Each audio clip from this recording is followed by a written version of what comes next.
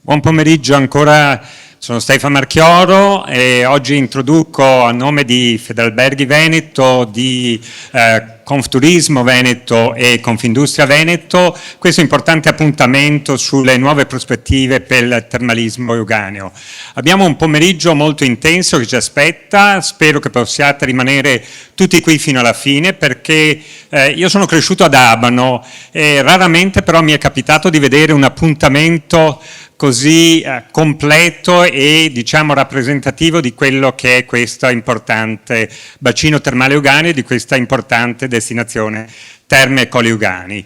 Abbiamo accumulato qualche piccolo minuto di ritardo, quindi andrei subito a chiamare diciamo, i nostri relatori, in particolar modo chi deve porgere i saluti istituzionali e in primis chiamo Massimiliano Schiavon, Presidente Federalberghi Veneto,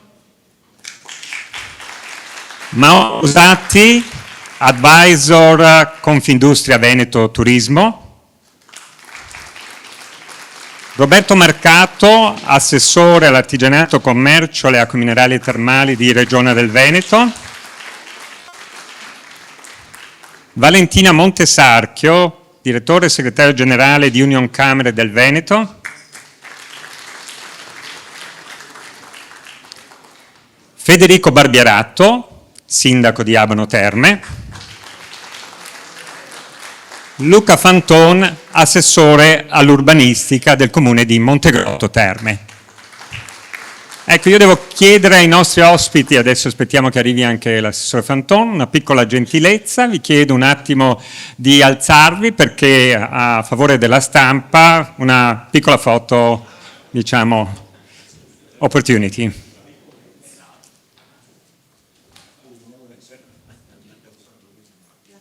Grazie. Un attimo.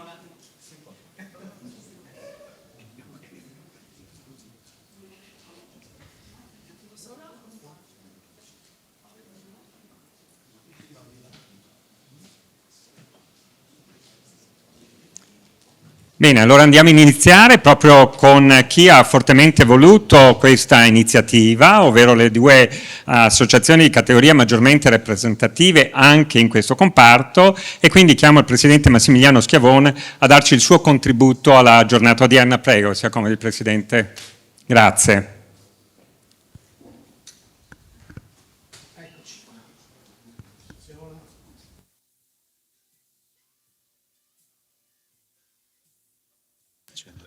Ci siamo? Sì.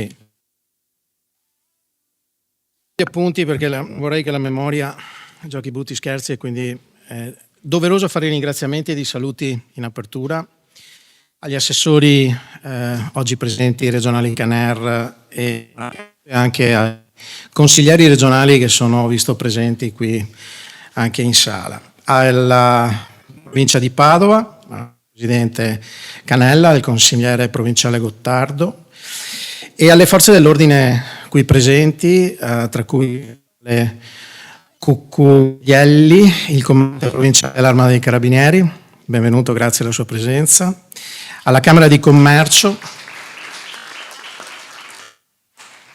Union Camere che mi ha chiamato stamattina, purtroppo un impedimento non gli ha consentito di essere presente qui, ci teneva particolarmente, ma devo dire degnamente rappresentato dal direttore generale dottoressa Montesarchio, i sindaci, gli assessori consiglieri dei comuni presenti, il presidente della Oggi di Moro, del Parco dei Colli Frizzarin, i presidenti dei associativi regionali e locali presenti, il presidente dell'ente bilaterale Izzo, gli albergatori, colleghi ed imprenditori presenti e i rappresentanti degli istituti di credito, nonché i partner di Federalberghi Veneto come Tecnostile, Repower, Acqua Fonte Margherita, 1845, Talea Servizi. Un po' di sponsor fanno sempre comodo anche in queste realtà. Quindi un grazie. In apertura prenderò qualche minuto. Però la prima cosa che voglio dire in esordio di questo appuntamento è quanto straordinario e bello è stato all'ingresso vedere due loghi di due rappresentanze sindacali protagoniste del settore abbinati insieme e lavorare su un unico intento. Mi riferisco a Federalberghi e Confindustria. Ringrazio anche qui presente Ho letto sulla stampa oggi per la prima volta che le due rappresentanze sindacali si mettono insieme. In realtà non è proprio così. Le associazioni, diciamo, Confindustria e Federalberghi sui temi importanti hanno sempre avuto una piena condivisione anche a tutti i livelli, anche a quelli direttivi, e devo dire anche un buon supporto nel confronto nei tavoli regionali. Il lavoro di oggi, con un position paper abbastanza, devo dire, condiviso e una serie di obiettivi, rappresenta un approccio, credo, corretto, razionale ed efficace, probabilmente anche, direi, un format in altri prodotti turistici della nostra regione. Per usare un paragone calcistico, che insomma fa sempre una certa efficacia nella nostra nazione, e oggi non derby tra Milan e Inter, forse Inter nel caso in questo momento di citare particolarmente, una ferita aperta, anzi 5, ma lasciamo un attimo, trascendiamo da questo paragone, no, ma per dire che giochiamo con la stessa maglia. E il riferimento è che siamo in questo momento tutti come se avessimo la maglia nazionale, proiettati a risolvere un tema che è quello del termalismo euganeo, in particolare per celebrare quello che è un comprensorio termale come quello di Abano, Montegrotto, Battaglia, Garzignano e Teolo, che costituisce, ricordiamolo, la più grande destinazione termale d'Europa per numero di attive specializzate e che si gioca su alcune sfide e opportunità chiave. Ci sono delle criticità, lo dicono i numeri: presenza in calo, arrivi in aumento, un calo significativo della clientela internazionale tracciato anche recentemente dall'osservatorio regionale, e per contro un aumento però della clientela di provenienza italiana, di conseguenza anche una certa riduzione della permanenza media. Io credo che sia giusto focalizzare alcune criticità sulle quali dobbiamo lavorare per poi scoprire le grandi potenzialità. C'è una cosa da dire tra le criticità, una sorta di invecchiamento anche della clientela storica della destinazione. Tradizionalmente questo polo termale è legato a un turismo sanitario e previdenziale, per esempio faccio riferimento all'INPS, e a una clientela anziana, insomma, diciamo anagraficamente avanti con gli anni, come è plausibile pensare. Il ricambio generazionale è abbastanza lento, i giovani, c'è da sottolinearlo, ma non perché sia una carenza di questo comparto, ma perché i giovani la percepiscono così, percepiscono le terme come un qualcosa di vecchio. L'offerta non è sempre così innovativa, molte strutture, un po' di autocritica io credo che la dobbiamo anche fare, sono ferme a dei modelli anni 80 e 90 e sicuramente necessitano di ristrutturazione, di processi di digitalizzazione e anche di un rebranding più moderno. C'è un tema della formazione legata al capitale umano, importante, centrale e significativo. Su Abano abbiamo avviato anche un nuovo della Fondazione ITS Turismo Veneto, che mi onoro di rappresentare e che credo sia un tassello importante su questo territorio. Dobbiamo lavorare forse meglio su uno storytelling legato anche all'aspetto del benessere, al lifestyle, alla prevenzione. Siamo di fronte a una concorrenza internazionale e nazionale, ma soprattutto internazionale, abbastanza agguerrita. Crescono destinazioni di benessere emergenti, così chiamate, come la Slovenia, come la Croazia, come l'Austria, con offerte che sono integrate e di design anche contemporaneo. Poi c'è un'altra criticità, la dipendenza dai flussi tradizionali e anche quella della stagionalità. Altro rischio che, se non si diversifica, guardiamo l'esempio di quello che è successo post-Covid, con la contrazione dei fondi sanitari pubblici, il rischio è di avere un'eccessiva dipendenza nei confronti di questo sistema di assistenzialismo. Il problema poi lo tratterà sicuramente meglio di me il presidente della nostra territoriale di Abano Montegrotto, Walter Poli, anche per quello che riguarda il superamento dei cosiddetti budget 2024, no? Degli stabilimenti termali e per le strutture accreditate, dove si richiedono evidentemente dei meccanismi di compensazione, prevedono la possibilità degli stabilimenti di accettare ulteriori ricette del sistema sanitario nazionale, cosa che diventa difficile già a settembre-ottobre dell'anno in corso perché si esauriscono questi budget. Però Anche qui forse dovremmo prepararci ad avere un piano B su questo tema. Il capitale umano, come non citarlo, manca forse un po' di capacità attrattiva, quindi è necessario riformare, rivedere anche aspetti legati alla contrattazione di secondo livello, al welfare aziendale e guardate non ultimo il tema delle foresterie. Il tema delle foresterie e le criticità fiscali e di classificazione ad esse collegate, una questione che poi avremo modo magari di affrontare in altri contesti. Queste sono le criticità. Ci sono straordinarie opportunità che gli operatori di questo comparto sapranno cogliere come hanno saputo fare in modo eccellente in tutti questi anni.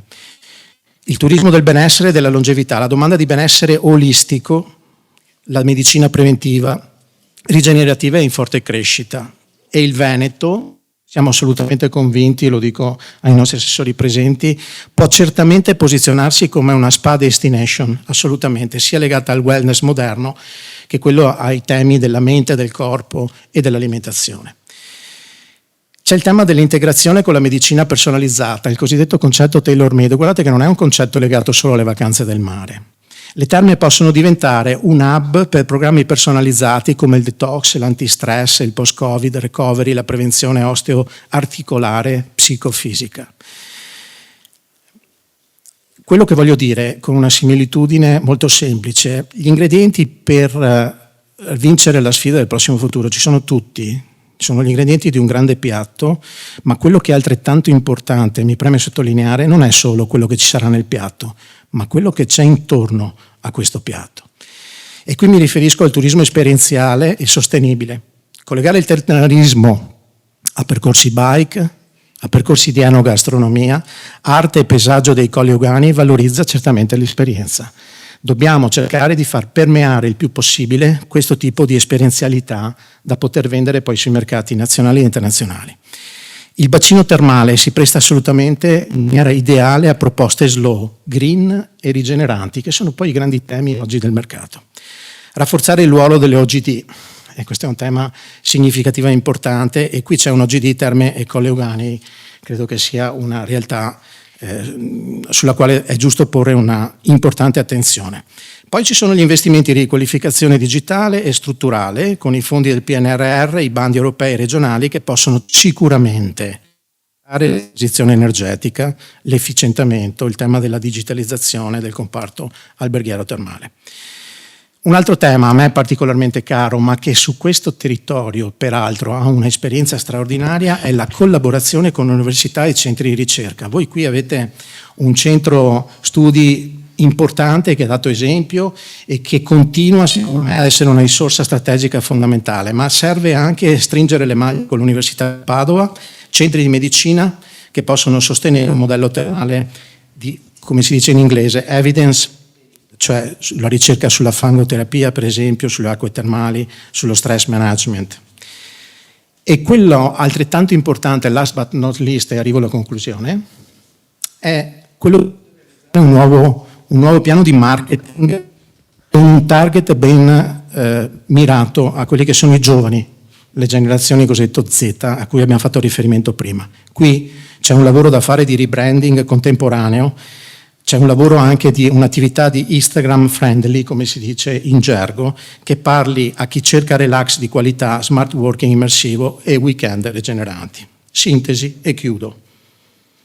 Il futuro del termalismo veneto, quindi, avremo modo di vederlo poi sui tavoli che seguiranno gli successivi, sarà vincente se riuscirà a dare il solo modello sanitario, il classico modello, quello sanitario tradizionale, aprire alle nuove esigenze del turismo del benessere, investire in design, comunicazione e innovazione e integrare l'esperienza termale con cultura, destinazione, natura e gastronomia insieme. Chiudo con una similitudine come quella che ho aperto, forse un po' infelice, ma qui ancora una volta il paradigmatico aiuta se sa adottare la strategia del fuorigioco tutti assieme, cioè tutti avanti. Allora in questo modo di operare gli attori saranno sicuramente vincenti e garantiremo un futuro a questo territorio straordinario. Grazie a tutti, buon lavoro. Grazie al Presidente Schiavon. Sono due i soggetti promotori, veniva ricordato poco fa, e quindi chiamo appunto l'advisor del turismo di Confindustria Veneto, Mauro Rosatti, come dire, a dare il suo contributo, il suo saluto.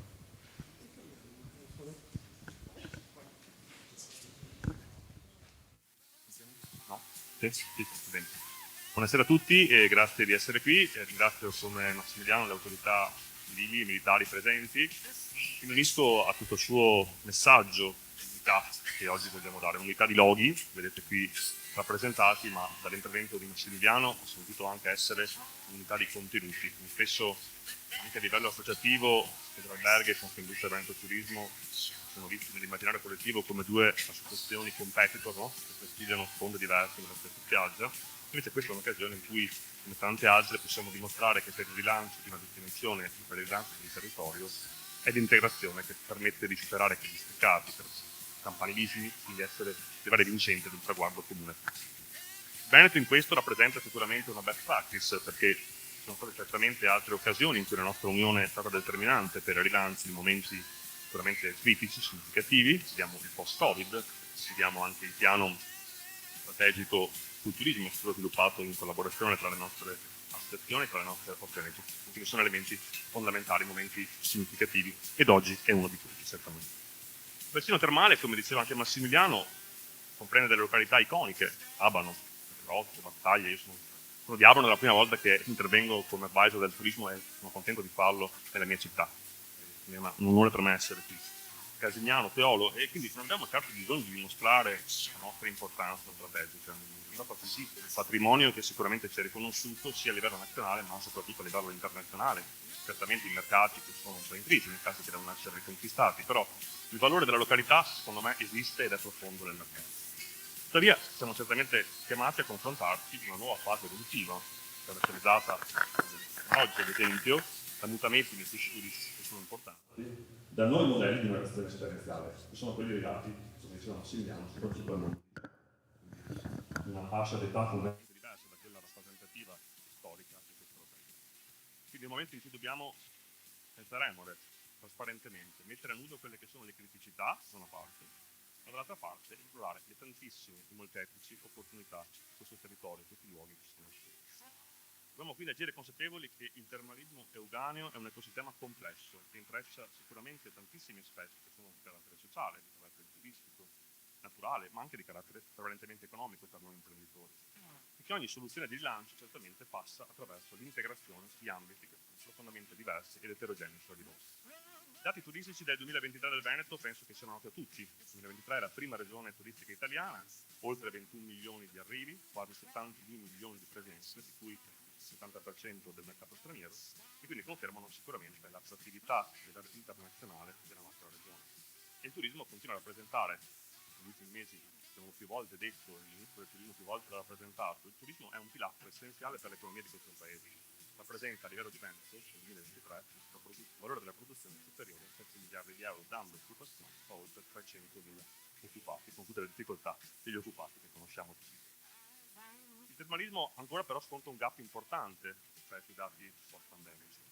La durata media del soggiorno si è ridotta a 3,3 giorni, un dato che sicuramente compromette le strategie degli imprenditori, ovvero anche i desiderati dei nostri ospiti, no? Quindi coloro che cercano un soggiorno alla ricerca delle cure, che in 3,3 giorni sicuramente è difficile sviluppare, ma è anche una criticità per gli operatori, perché si riduce il soggiorno e quindi i costi variabili tendono sicuramente ad aumentare.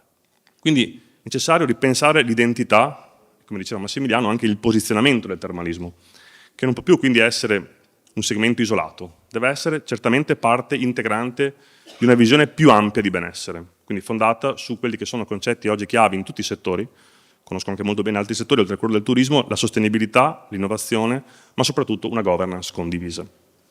La sfida che abbiamo davanti quindi è quella di declinare appieno un concetto fondamentale che è quello di destinazione turistica, come un modello quindi che sia di sviluppo territoriale, dove la parola Si possono unire le parole turismo, le parole enogastronomia, la parola ville storiche, dimore storiche, le aree naturali che sono tantissime, piste ciclabili, ma soprattutto un'integrazione che è fondamentale. Ne parlavo oggi col prefetto di Rovigo ad un altro incontro, l'integrazione tra pubblico e privato. È un'integrazione fondamentale che in momenti strategici di rilancio di un territorio diventa essenziale e fondamentale. Quindi come c'è questa unione tra le associazioni, tra le nostre organizzazioni, deve essere chiave questa parola di collaborazione tra pubblico e privato.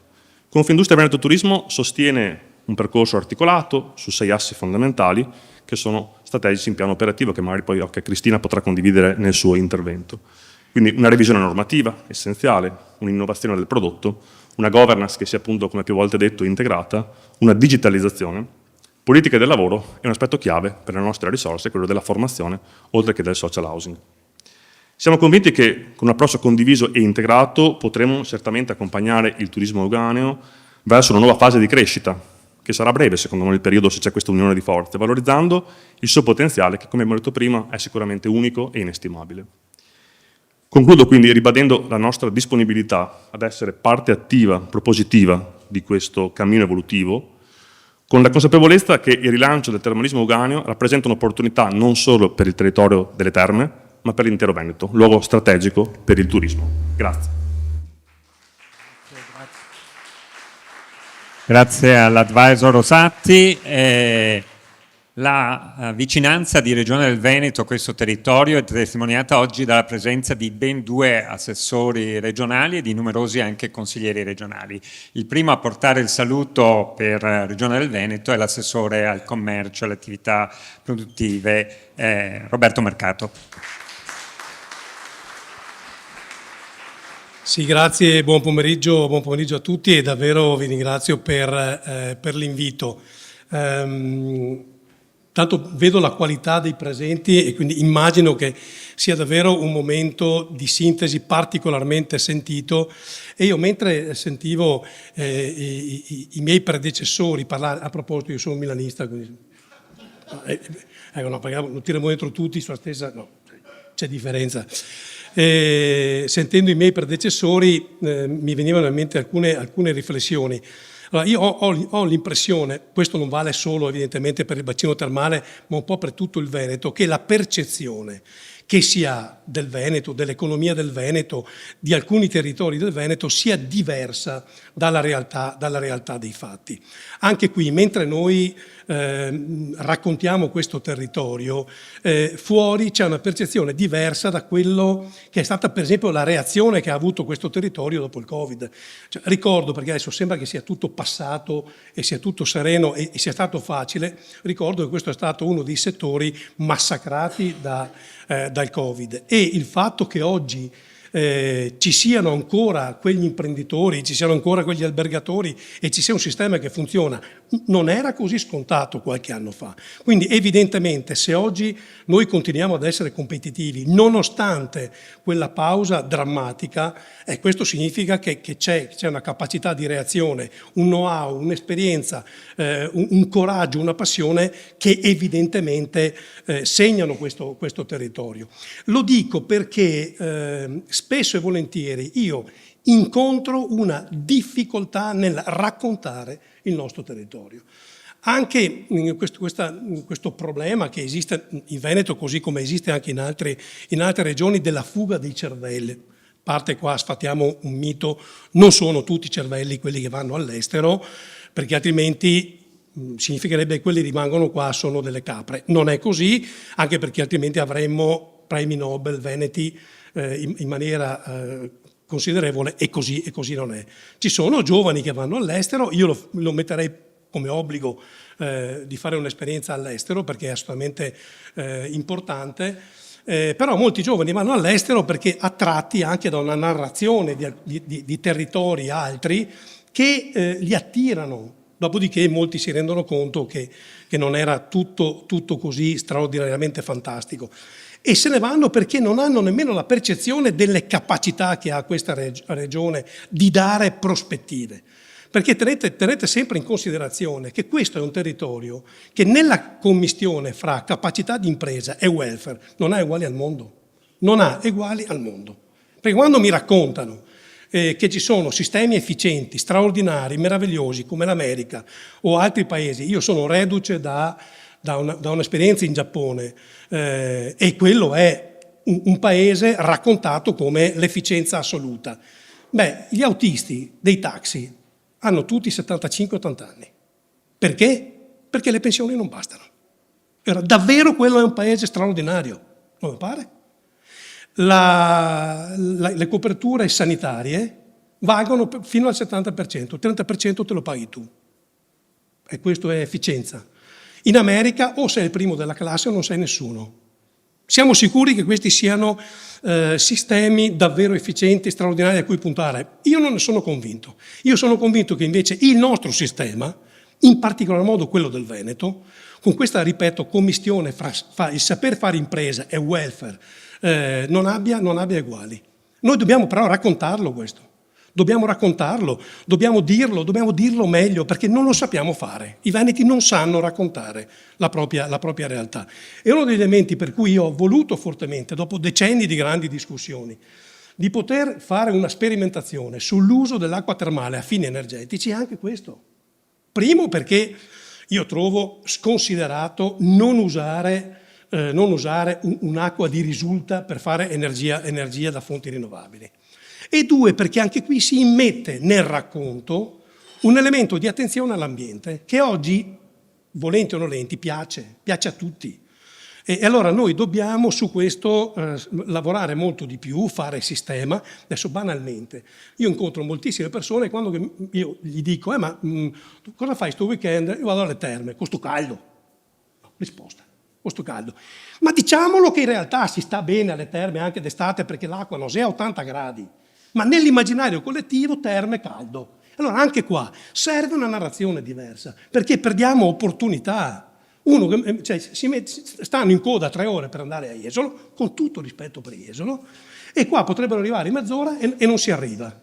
Perché l'acqua è calda? Non è vero, l'acqua viene abbassata, ma non lo si sa, non lo si dice. Allora io l'invito che faccio agli operatori del sistema termale, così come in altri ambiti, è quello di metterci a sistema per poter dire meglio al mondo chi siamo e quali sono le nostre capacità, che non hanno davvero eguali. In bocca al lupo. Grazie all'assessore Marcato, anche perché è entrato nel vivo del tema di oggi, cioè una diversa narrazione del bacino termale euganeo che è quella che vogliamo provare a trasmettere. Il sistema camerale, diciamo, è particolarmente attivo nel sistema turistico veneto, lo abbiamo visto in occasione del piano strategico del turismo, l'abbiamo visto in molte partite come quelle dell'osservatorio regionale, quelle del marchio derivato, quello del progetto Impresa Turismo Lavoro, e quindi chiamo Valentina Montesarchio, direttore Union Camere del Veneto, a portare il suo saluto e contributo. Chiedo a tutti i relatori ovviamente un'attenzione ai tempi, dovremmo arrivare con tutti in sala alla fine. Grazie Stefano, allora nel mio caso non è il microfono ma è la mia bassa statura che non mi permette di arrivare al microfono. Federico, cosa faccio? No, scherzi a parte, buonasera a tutti e come ha detto già, no dai, penso mi sentiate, ce l'ho fatta, scherzo. E vi porto il saluto del Presidente Santocono che, come diceva il Presidente Schiavon, non può essere qui stasera e mi ha chiesto appunto, oltre ai saluti a tutti quanti voi, di ringraziare il Presidente Schiavon di Federalberghi Veneto, il Presidente Boscaini Confindustria Veneto e gli assessori regionali Roberto Marcato e Federico Caner.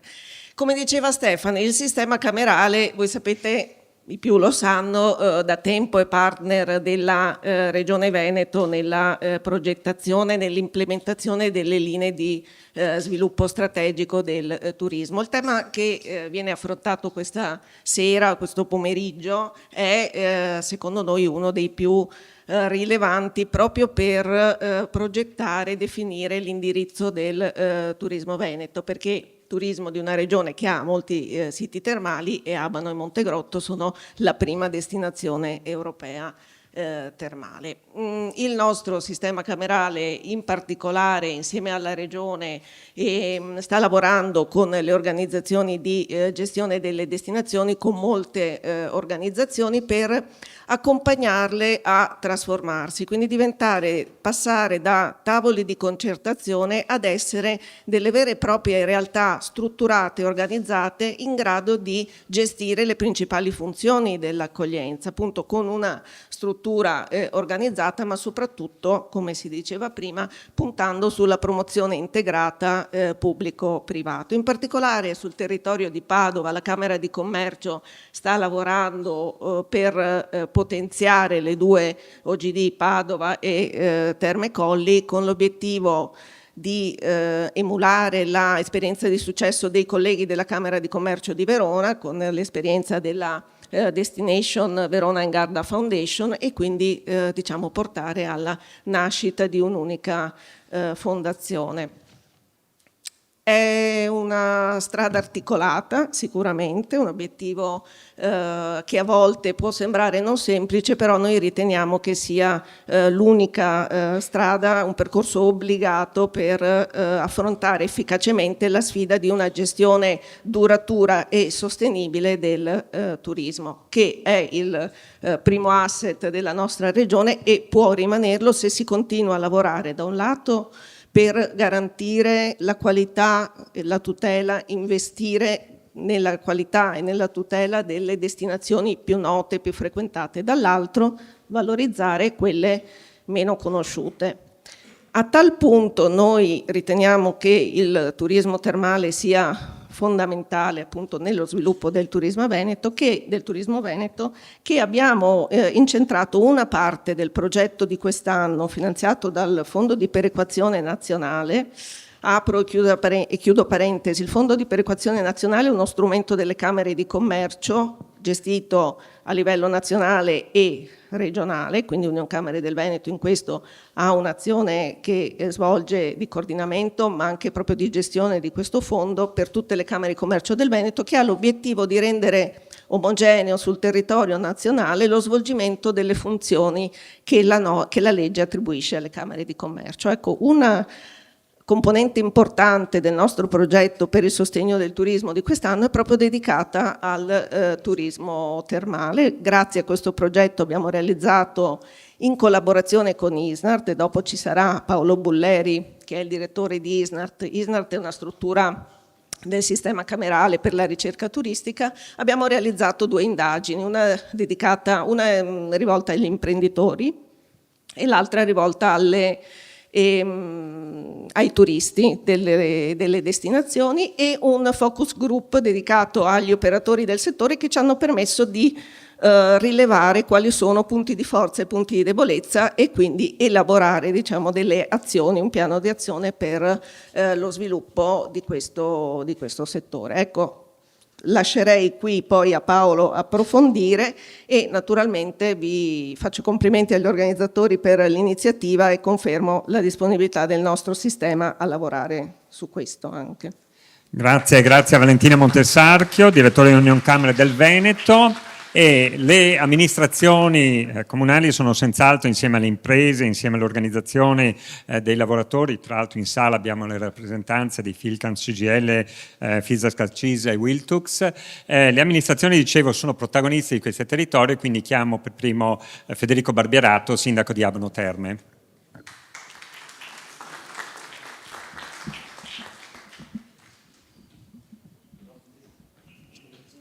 Buongiorno a tutti, grazie dell'invito. Naturalmente un ringraziamento a Federalberghi Veneto, Confindustria Veneto e ai 2 assessori presenti, Roberto Marcato, Federico Caner, vedo anche il consigliere regionale Venturini in sala che ringrazio. Noi dobbiamo guardare al futuro, però lasciatemi dire 2 parole sul cammino che ci ha portati fin qui. Il turismo di Abano ha, come ben tutti sapete, ha attraversato almeno 4 stagioni fondamentali. Quella del dopoguerra, sulla valorizzazione delle nostre acque termali come simbolo di cura e ripresa, e quindi con una forte parte di ricostruzione del territorio. Dagli anni 70 agli anni 90 è arrivata l'epoca dell'industrializzazione del turismo, strutture alberghiere sempre più numerose, clientela fidelizzata, soprattutto naturalmente tedesca e italiana, e un modello di ospitalità basato sulla lunga permanenza. Dal 2000 in poi abbiamo vissuto una fase un po' più complessa, di transizione, di innovazione dirompente tra crisi economiche globali, l'accorciamento dei soggiorni, l'aumento della concorrenza e una difficoltà crescente a distinguersi nel mercato del benessere. Oggi siamo davanti a una quarta fase che chiamo la fase della scelta, una fase in cui non possiamo più aspettare che il mercato ci scelga per abitudine. Dobbiamo meritarci tutti questa scelta. Ed è proprio questo, credo, il senso del nostro incontro di oggi e del position paper che poi verrà sottoscritto. Non siamo qui per commentare solo però questo documento strategico, ma per compiere un passo consapevole, collettivo e anche, credo, ormai necessario. Lo dico alle famiglie che hanno investito ad Abano cuore, tempo e risorse per alcune generazioni. Lo faranno ancora. Oggi servono nuove lenti per leggere il futuro. Dobbiamo avere il coraggio di cambiare passo e di superare le divisioni, i campanilismi e anche gli automatismi che ci terrebbero fermi mentre il mondo turistico corre. Il marketing turistico non è più fatto, si sa bene, di brochure e slogan. È questione di posizionamento strategico, identità autentica. Non basta dire che abbiamo le terme, dobbiamo saper raccontare perché oggi, proprio qui, un turista dovrebbe venire a rigenerarsi. Ma anche l'identità da sola non basta. Senza capitale umano non c'è qualità. Abbiamo voluto fortemente portare qui, qualche anno fa, assieme al presidente Massimiliano Schiavon, l'ITS di Wellness Academy, un percorso formativo di eccellenza per formare figure manageriali che devono servire alle nostre strutture, formarle qui, in casa nostra, e inserirli con le competenze del management in tutte le nostre strutture. E siamo tuttora convinti che quella scelta che abbiamo voluto sia giusta. Poi c'è il tema della governance. Serve una regia vera, trasparente, dove il pubblico fa il suo e il privato altrettanto, senza confusione ma con vera collaborazione. Questo è anche uno dei messaggi del position paper. Dobbiamo costruire una governance integrata e puntare su nuove forme di promozione, digitalizzazione, come diceva il Presidente, e valorizzazione dell'identità termale. Allo stesso modo, consentitemi, la rigenerazione urbana e la riqualificazione delle strutture dismesse non sono solo temi tecnici, sono il volto che la città di Abano, ma anche di Montegrotto, offre al mondo e su questo serve una strategia comune. È fondamentale chiarire che il pubblico deve fare il pubblico, non certo il manager. Al comune non spetta acquistare alberghi dismessi, ma creare le condizioni affinché i privati possano riqualificarli, valorizzarli, reinserirli in un tessuto economico vivo. Chi pensa che il comune debba comprare hotel dimentica una verità semplice.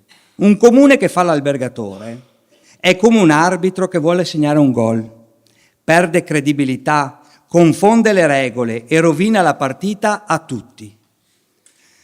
A voi, storiche imprese familiari, non chiedo riconoscenza, chiedo lungimiranza, visione, coraggio, che non manca e non è mancato nei momenti del Covid, dove tutti noi avevamo timore che di queste strutture ne sarebbero rimaste meno della metà. Non è stato così.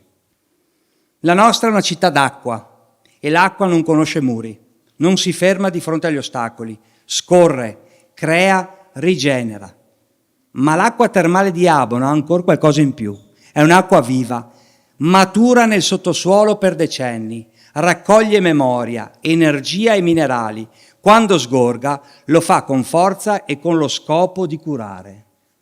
Abano deve essere come la sua acqua, una comunità che medita in profondità, torna in superficie per rigenerare non solo i suoi ospiti, ma anche se stessa. Siamo ancora in tempo, ma dobbiamo agire ora, insieme. Grazie al sindaco Barbierato. Il sindaco Riccardo Mortandello è impegnato in un importante convegno sul termalismo europeo a Budapest, ma è ottimamente rappresentato qui dall'assessore all'urbanistica Luca Fantoni. Grazie. Buongiorno a tutti. Come ha detto Stefan, porto i saluti del sindaco che è dispiaciuto di non poter essere presente di persona a questo importante momento di confronto sul tema termale Euganeo.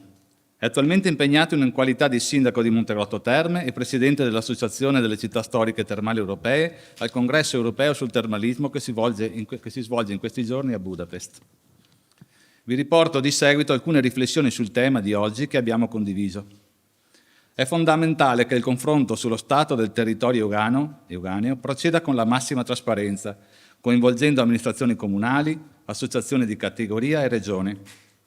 Il percorso di creazione di una grande destinazione unica Terme e Colli Euganei, avviato nel 2016, nonostante le significative criticità incontrate, continua a svilupparsi e richiede oggi una riflessione approfondita sia sui risultati raggiunti sia sulle prospettive future.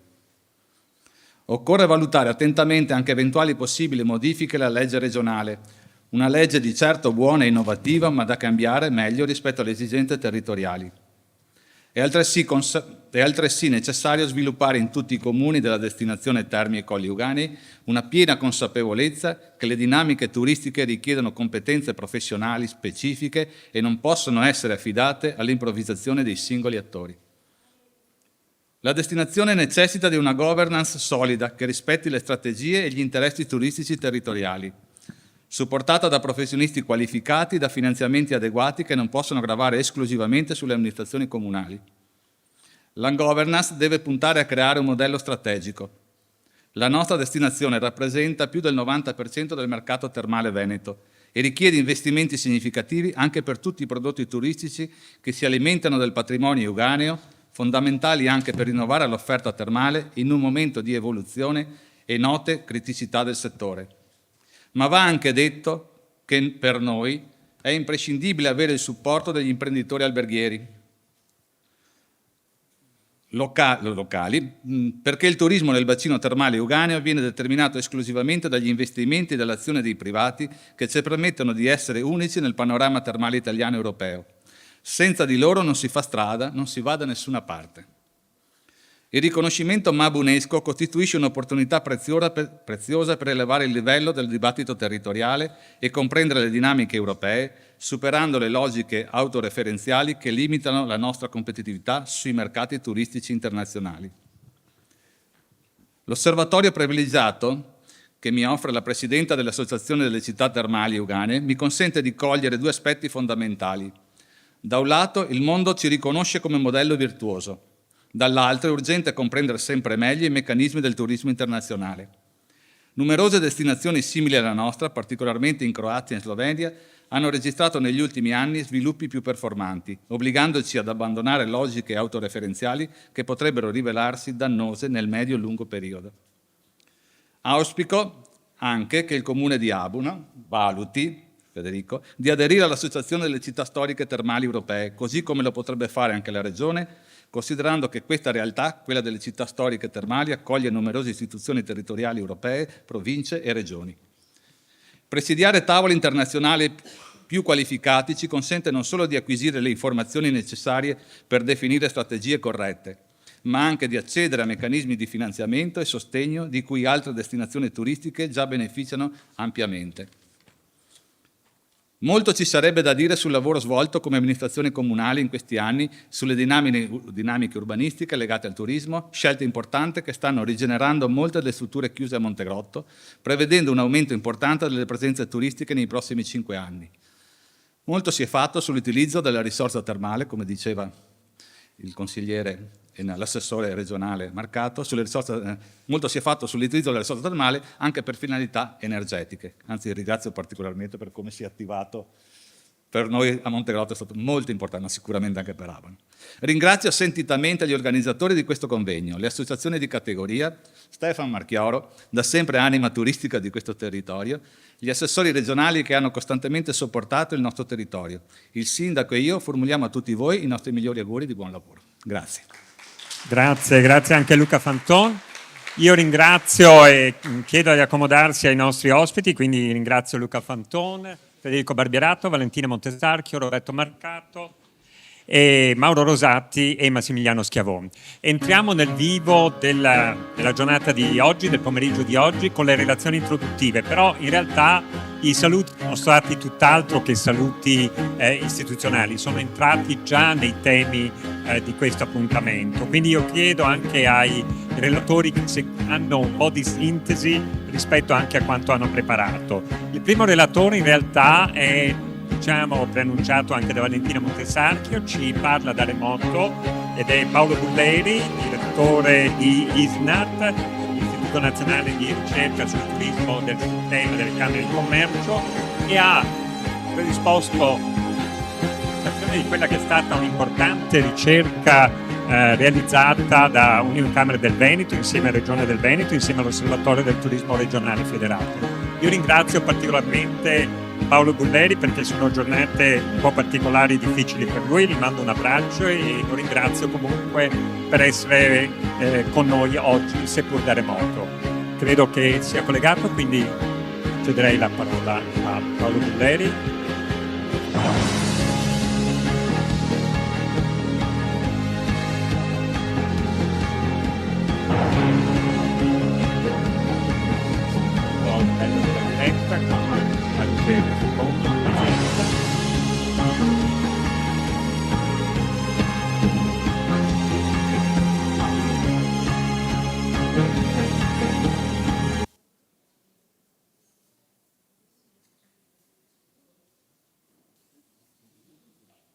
Ci siamo?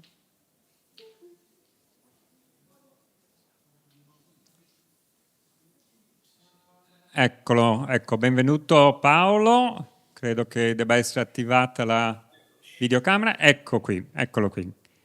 Grazie Paolo, a te. Sentite? Sì, prego, vai. Ok, provo a condividere la presentazione. Non so se la vedete.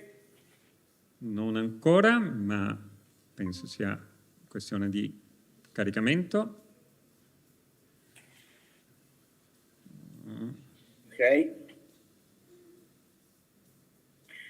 Allora, intanto io mi presento, sono Paolo Bulleri, sono dirigente della ricerca economica e sociale su fenomeni turistici di ISNART. ISNART è la società consortile di Union Camere del sistema camerale che lavora da circa 30 anni sul sistema, diciamo, sulle analisi del sistema del turismo italiano. In questo caso abbiamo fatto un lavoro di approfondimento sul termalismo in Veneto e poi in particolare nel territorio euganeo, in collaborazione e raccordo sia con Union Camere Veneto che con la regione appunto Veneto, proprio nello spirito dell'osservatorio federato sul turismo che appunto la regione porta avanti da diversi anni. Spero vediate le slide, ma comunque Paolo, non vediamo ancora le slide, devi metterle in condivisione. Sì. Allora, vediamo se riusciamo.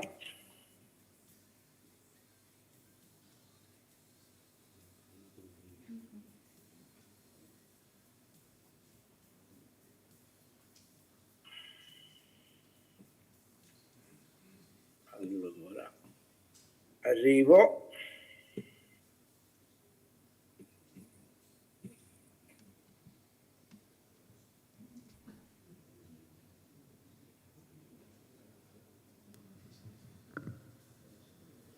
Casomai vai in condividi schermo, altrimenti vai direttamente in commento. Ti seguiamo lo stesso, Paolo.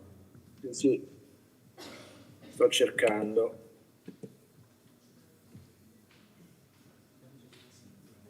Niente, non me lo fa fare. Ora, avevamo provato, ma...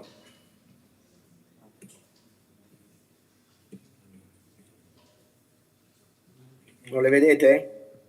No, ma al limite vai in commento, così diciamo, ti seguiamo comunque. Va bene, vado in commento. Provo a condividerla anch'io, così mentre Sì, inizi magari... sì. Allora, intanto io, mentre Adriana prova anche lei a fare la condivisione, Allora, questi dati che adesso io vi presenterò, che poi naturalmente vi lascerò a disposizione della platea, sono frutto di quella che è l'osservazione dell'Osservatorio sull'economia del turismo delle Camere di Commercio.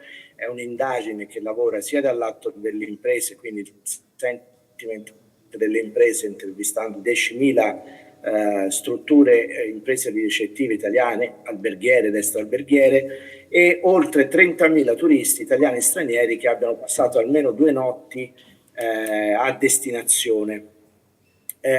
Diciamo, i dati che adesso io brevemente vi commento sono appunto frutto in parte di questo osservatorio nazionale e poi in più di un sovracampionamento che poi vi racconterò nei numeri che abbiamo in particolare realizzato in Veneto proprio sul cluster del turismo wellness e termale.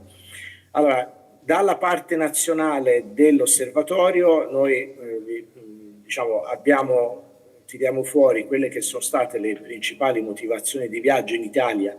È un trend, diciamo, che si è andato consolidando e che vede la cultura come, per il terzo anno consecutivo, come prima motivazione di scelta delle vacanze nel nostro paese, seguita dalle bellezze naturalistiche e dal desiderio di relax. Cresce anche il tema dell'importanza del rapporto qualità-prezzo, che passa dal 6° al 4° posto.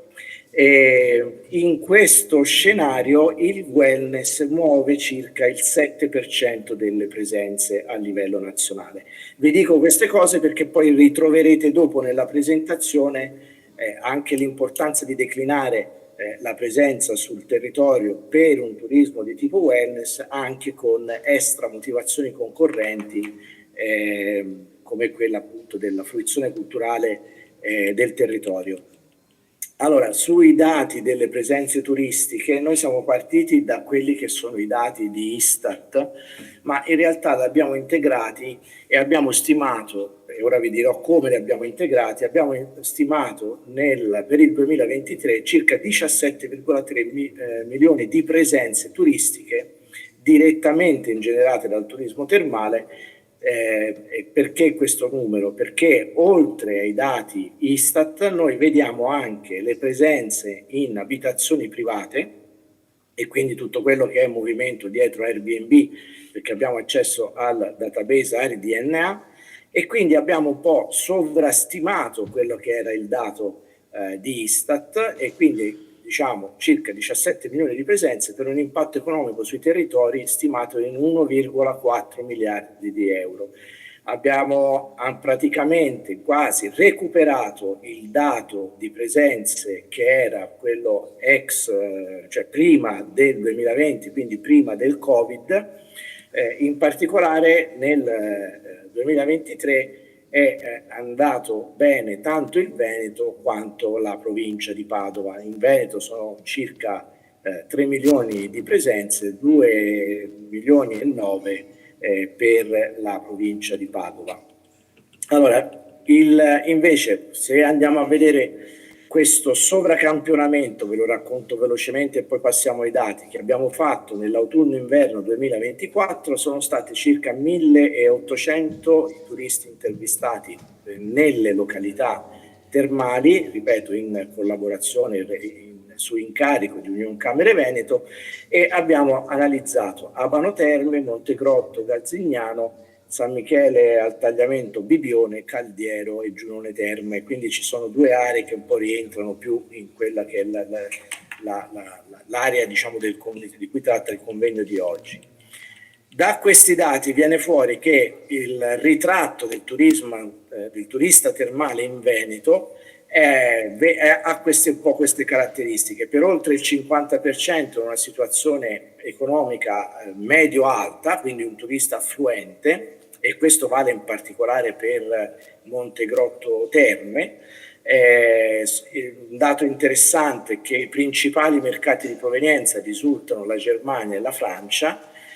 Sono turisti che al 70% sono repeaters, quindi tendono a tornare, sono persone fidelizzate, un'utenza fidelizzata che viaggia tendenzialmente in coppia e diciamo che ha una forte attenzione alla diciamo, a un tipo di fruizione delle terme molto orientate alle spa e al centro benessere.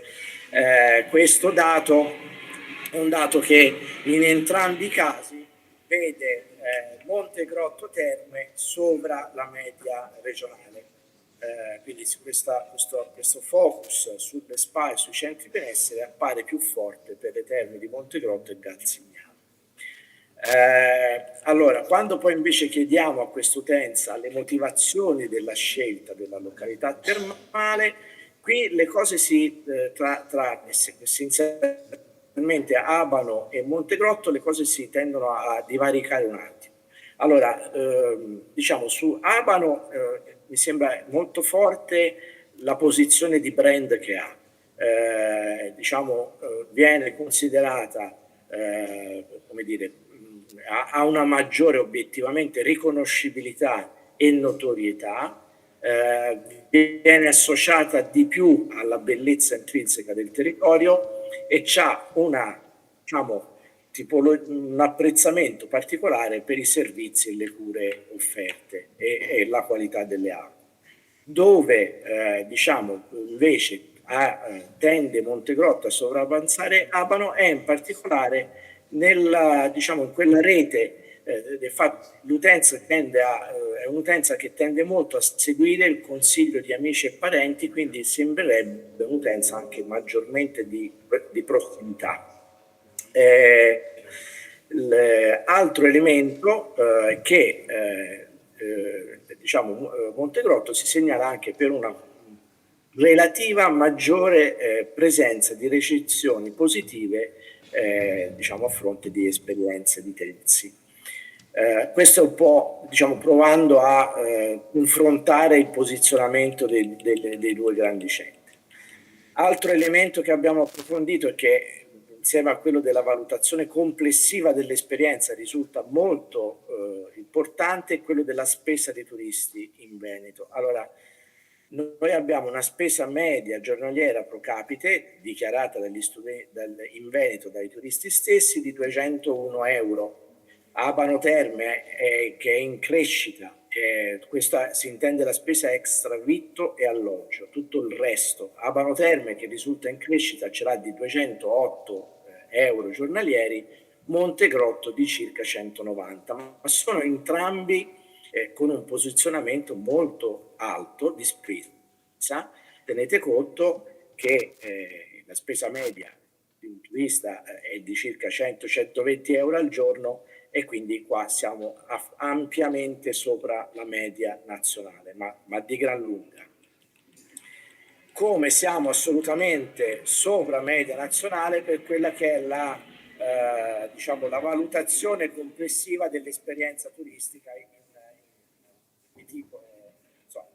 sulla filiera delle terme. Vedete, sono tutti voti che vanno sopra la media nazionale che è intorno all'8.2, abbiamo un 8.7 su 10 per la struttura termale, abbiamo 8.5 per i pacchetti termali, le acque 8.6 su 10, eccetera, eccetera. Quelli che appaiono aree di miglioramento sono essenzialmente, e qui poi tornerò dopo, quella che è l'offerta culturale, musei, monumenti, attività integrative a quella che è la fruizione del pacchetto termale che effettivamente appare molto relativamente, perché comunque prende 8.4 su 10, ma appare il valore un po' più migliorabile. Sempre per le aree di miglioramento abbiamo chiesto all'utenza essenzialmente cosa ti servirebbe per stare ancora meglio, per sentirti ancora meglio. Allora, ci sono due aree importanti. Una è quella dell'adesione a convenzioni e quindi un'area che va verso il mitigamento del costo, quindi questo la possibilità di avere servizi in convenzione viene segnalato dalla metà degli utenti e conseguentemente questo parla con l'altra richiesta che è quella di avere offerte promozionali che in qualche modo appunto tendano a diminuire i prezzi. C'è un po' di utenza che segnala, diciamo, la necessità anche di ampliare l'offerta di pacchetti e trattamenti, circa il 33%, l'ampliamento dei servizi di spa e sauna è segnalato circa dal 22%. Naturalmente erano possibili più risposte concorrenti. Diciamo, l'altro lato che a me sembra positivo è quello che rispetto a un valore veneto del 20% che chiede un miglioramento della comunicazione e della presenza online, sia Abano sia Montegrotto sono sotto media regionale, quindi intorno al 17 Abano Terme, intorno al 14,5 Montegrotto, e che questo fa pensare che effettivamente queste due realtà abbiano saputo ben operare nel rendere visibili online, accessibili online, le informazioni, i canali di prenotazione, tutto quello che è la visibilità in rete della propria offerta. Quindi immagino ci siano stati fatti degli investimenti in questo senso. Usando invece, e qui vado più veloce, usando invece lo strumento della location intelligence, cioè siamo andati a vedere come l'utenza, che tipo di utenza è rintracciabile in questi territori e che tipo di clusterizzazione turistica si può fare vedendo nel comportamento sul telefonino. Quindi che app scaricano, che informazioni cercano, che acquisti fanno online mentre sono a destinazione. E allora viene fuori che la profilazione è quella di oltre 65.000 turisti rilevati nei comuni termali del Veneto durante l'inverno 2024, pari a circa un quarto dell'intera domanda termale nazionale, 1 su 6 straniero, e con una percentuale di turisti giovani tra il 18 e il 24%, più o meno in linea con la media Italia, il 6% rispetto al 7% della media Italia. Se andiamo a vedere poi invece le attività concorrenti che si segnalano per l'utenza dalla telefonia, vediamo che Montegrotto Terme è classificata per un co-interesse all'enogastronomia, Abano Terme per un co-interesse al cicloturismo, San Michele al Tagliamento per un co-interesse a quello che sono in genere attività sportive. In sintesi, io spero, mi dispiace se non avete visto, ma insomma tanto poi le slide le condivideremo e verranno distribuite. Se dovessi provare a fare un recap degli indirizzi strategici per il turismo termale in Veneto, mi sentirei di dire che è molto significativa la presenza di turisti che appartengono a una fascia economica medio-alta e quindi a potenzialità di spesa, si vede sia nei dati, ma quella che è anche, diciamo, un ulteriore potenziale per valorizzare l'offerta premium, quindi di fascia alta di mercato di questi territori. C'è sicuramente un livello molto elevato di soddisfazione, questo va detto, e questo innesca un passaparola positivo e quindi la fidelizzazione molto forte dell'utenza che tende a ripetere l'esperienza. C'è un'ampia possibilità di intercettare una nuova clientela turistica e quindi in qualche modo anche attraverso l'integrazione di esperienze, l'integrazione dell'offerta, andare a prendere nuove fasce di clientela, magari anche più giovanile, che diano, diciamo, che integrino e alimentino i flussi già esistenti che sono positivi. Quindi mi verrebbe da dire che potrebbe essere strategico puntare a un ulteriore approfondimento, allargamento della offerta di servizi non strettamente termali, quindi ad integrare l'offerta di servizi e comunque puntare molto, soprattutto per l'utenza italiana e giovane, su una combinazione di rapporto qualità-prezzo nei servizi offerti, in modo comunque da allargare stabilmente una domanda che è già molto forte e appunto molto soddisfatta e vogliosa di ripetere questa esperienza. Mi taccio e ripeto, resto a disposizione se ci fossero domande, le slide verranno condivise e vi ringrazio dell'attenzione. Grazie molte Paolo per il contributo. Sono emerse alcune indicazioni interessanti per chi seguirà negli interventi successivi. Noi ti mandiamo un abbraccio e in sala hanno a disposizione le slide. Grazie molte. Bene, Grazie a voi. allora passiamo ad altre due relazioni. Chiamo sul campo di gioco a Walter Poli, presidente di Federalberghi Abano Montegrotto, e Cristina Borile, vicepresidente Gruppo Turismo Confindustria Veneto Est, Imprese e Sistema Termale. Sarà il titolo della sua relazione, ma prima Walter Poli. Chiedo a tutti i relatori, di contenere un po' i tempi perché siamo in ritardo sulla scaletta, sulla tabella di marcia, e preannuncio già che dopo questi due interventi avremo il contributo dell'assessore al turismo della Regione del Veneto, Federico Cannello. Prego, Walter.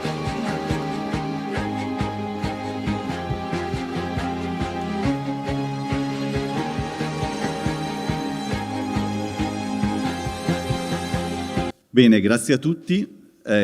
Sì, concedetemi due battute perché mi sento poi in realtà tagliato fuori dai giochi, perché si è parlato di Milan-Inter, io essendo juventino, quindi primo. Poi secondo, chiedo già scusa sin da ora a Schiavone, perché hai capito che l'assessore mercato dirotterà tutti i turisti di Jesolo qui ad Abano, no? Quindi, ecco, essendo iesolano.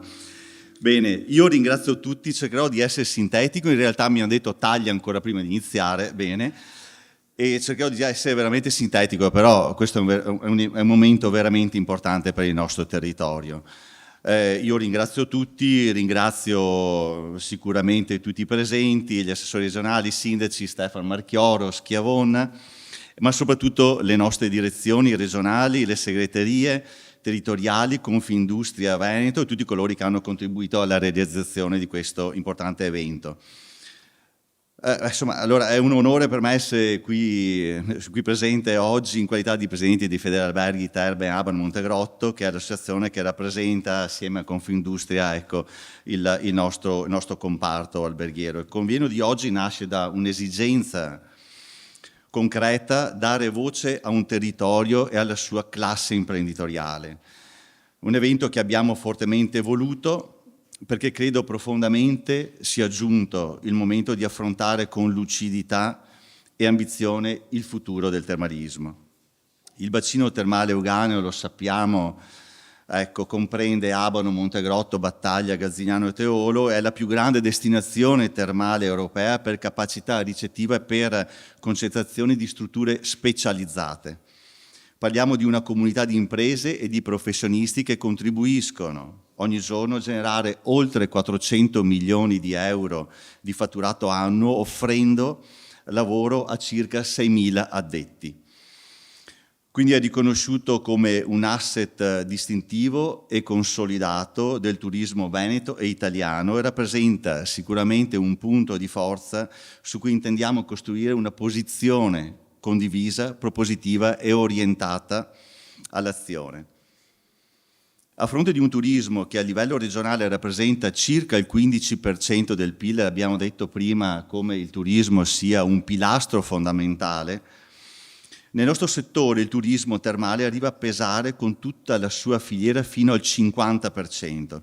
Significa che l'identità produttiva, occupazionale e persino sociale di questo territorio è profondamente intrecciata con il turismo termale, dagli alberghi alle strutture sanitarie, dalla ristorazione all'indotto dei servizi. Quasi ogni attività economica locale è direttamente o indirettamente legata a questo comparto. Tuttavia oggi ci troviamo di fronte a una nuova fase della sua storia, segnata da cambiamenti strutturali dei flussi turistici e nel comportamento della domanda. Una breve fotografia: nel 2002 il bacino termale euganeo registrava 3 milioni e mezzo di presenze con una permanenza media di 6,4 notti. Erano anni in cui il termalismo garantiva soggiorni, il turismo termale garantiva soggiorni lunghi e regolari, essenziali sia per l'efficacia clinica dei trattamenti che per la sostenibilità economica delle imprese del territorio. 2019, anno prepandemico, 3 milioni e 3 di presenze, quindi abbiamo perso un 6%, con una contrazione importante della permanenza media a 3,75 notti. 2024 le presenze sono scese ulteriormente a circa 2 milioni e 9, un altro meno 10%, e la permanenza media si è ridotta a 3,3 notti. Questi 600.000 presenze, se consideriamo la presenza media annua di un hotel, equivalgono a più o meno 20 strutture. In poco più di un ventennio abbiamo perso 20 strutture. Quindi stiamo dicendo che appunto in un ventennio abbiamo perso il 48% della struttura, della durata del soggiorno, ma ancora più preoccupante e allarmante è la contrazione della clientela straniera. Abbiamo perso un altro 45% e siamo passati da 2 milioni di turisti a 1 milione di stranieri. Quindi questi dati confermano una difficoltà strutturale nel mantenere e rinnovare l'attrattività sui mercati esteri tradizionali come Germania, Austria, e nel conquistare nuovi segmenti generazionali e geografici. È necessario implementare una filiera integrata del benessere che coinvolga il turismo lento dei Colli Euganei, i prodotti dell'agricoltura biologica, dell'artigianato locale, gli itinerari culturali legati alle origini storiche del termalismo e le esperienze enogastronomiche tipiche del territorio. Abbiamo parlato prima di centro studi termali ed è sicuramente un altro fronte strategico che non possiamo più permetterci di ignorare, riguarda la carenza strutturale di risorse dedicate alla ricerca scientifica e le rigidità, lo diceva ben prima il nostro presidente regionale, le rigidità imposte dai tetti di spesa sanitaria. Ogni anno sforiamo, 2023 siamo riusciti a rientrare, 2024 abbiamo sforato e considerate che abbiamo sforato anche poco perché già a settembre-ottobre alcune strutture hanno rinunciato a ricevere clienti con l'impegnativa, quindi è un qualcosa che sicuramente ci dobbiamo mettere mano, a cui ci dobbiamo mettere mano. Quindi è sicuramente evidente che in assenza di un cambio di paradigma le cure termali rischiano di essere progressivamente marginalizzate, nonostante la loro efficacia sia ormai consolidata in ambito preventivo, riabilitativo e nella gestione delle patologie croniche. Quindi serve un impegno deciso, pubblico e privato, per sostenere la ricerca termale, oggi ancora priva di un adeguato supporto strutturale. Servono fondi, competenze e sinergia per sviluppare nuovi protocolli, validazioni scientifiche e modelli integrati di salute capaci di rafforzare il legame tra benessere, medicina e territorio. Quindi in questo quadro il Centro Studi Termale rappresenta un esempio virtuoso di impegno strutturato e continuo nella ricerca. Fondato nel 1981, quindi sono 44 anni che esiste, su iniziativa delle associazioni albergatori delle Terme Euganee, il centro è un ente no profit dedicato alla ricerca scientifica nel campo della medicina termale e alla valorizzazione del termalismo sotto il profilo terapeutico e sanitario. Collabora attivamente con università, centri di ricerca pubblici e privati, nonché con istituzioni sanitarie. Negli ultimi 25 anni, pensate, grazie all'investimento di circa 10 milioni di euro provenienti da risorse private, il centro termale ha consolidato un modello di ricerca applicata, integrata, a livello nazionale e internazionale. L'offerta termale però ha bisogno non solo delle strutture ricettive, degli stabilimenti termali, ma anche di un contesto urbanistico coerente con i prodotti e i servizi che vengono offerti. La rigenerazione, l'abbiamo detto prima, delle aree dismesse e il rinnovamento del tessuto urbano rappresentano sfide cruciali per il futuro del bacino termale euganeo e in generale per la competitività delle destinazioni turistiche. Mantenere a lungo strutture inutilizzate, come gli hotel dismessi, non solo genera degrado e impatto negativo sull'immagine del territorio, ma limita le possibilità di sviluppo e di innovazione che potrebbero contribuire a rivitalizzare l'offerta turistica e attrarre nuovi visitatori. Quindi servono luoghi accessibili, curati e sostenibili, serve un approccio integrato che guardi alla riduzione del traffico veicolare nei centri, alla creazione di parcheggi di interscambio, alla promozione della mobilità lenta, pedonale e ciclabile. Occorre creare condizioni favorevoli affinché nuovi investitori possano intervenire anche attraverso strumenti urbanistici innovativi come i condotel, formule miste ricettivo-residenziali attualmente in discussione in Regione. Il tema dei trasporti poi è un tema a noi caro, e quindi i trasporti mi riferisco tra i colli, Padova, il bacino termale Euganeo e l'aeroporto. È un tema che stiamo portando avanti con diversi interlocutori e rappresenta una criticità urgente. La mancanza di collegamenti pubblici efficienti penalizza non solo i turisti che spesso segnalano disagi e difficoltà negli spostamenti, ma anche l'intero sistema economico locale. Un trasporto pubblico efficiente e integrato sarebbe invece un volano fondamentale, faciliterebbe l'accesso alle terme, incentiverebbe la permanenza dei visitatori e favorirebbe l'interazione con il centro urbano di Padova con ricadute positive sul commercio e sui servizi.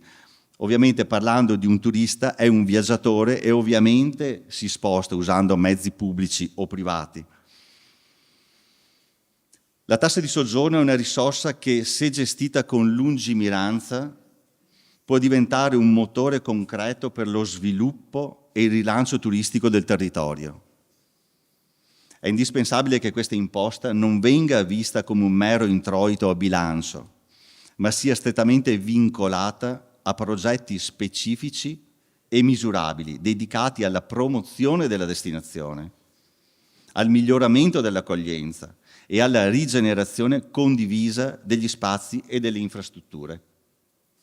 Per legge l'imposta di soggiorno rappresenta una fonte di finanziamento per i comuni destinata a sostenere il settore turistico.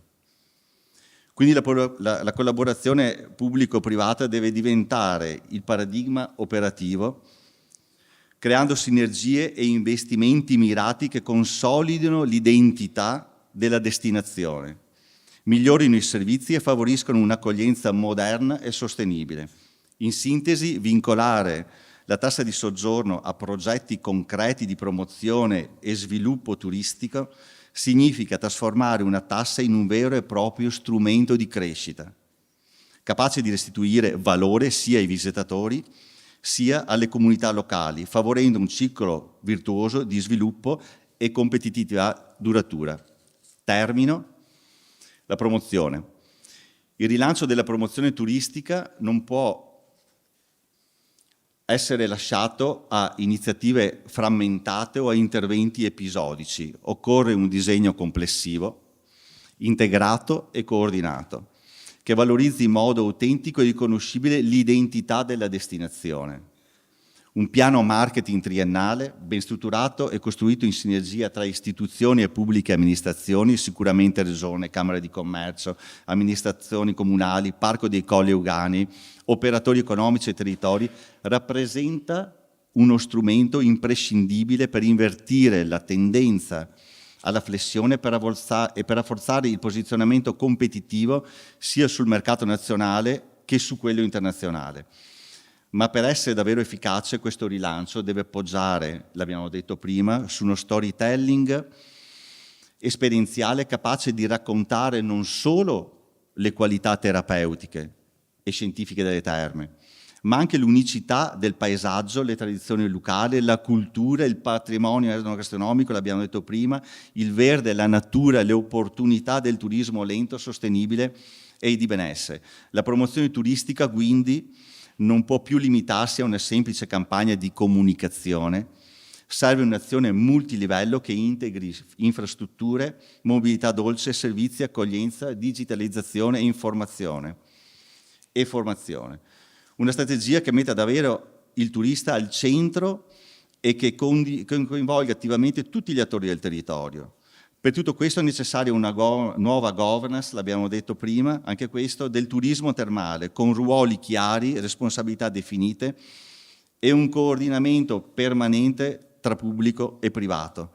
Solo così sarà possibile attrarre nuovi flussi, in particolare internazionali, e costruire un'offerta coerente, contemporanea e competitiva, all'altezza delle sfide globali che il comparto turistico già oggi si trova ad affrontare. Grazie. Grazie a Walter Poli. Le due relazioni sono sicuramente complementari, quella del Presidente di Federalberghi Terme e adesso quella di Cristina Borile, Vicepresidente Gruppo Turismo Confindustria Veneto Est. Buonasera a tutti.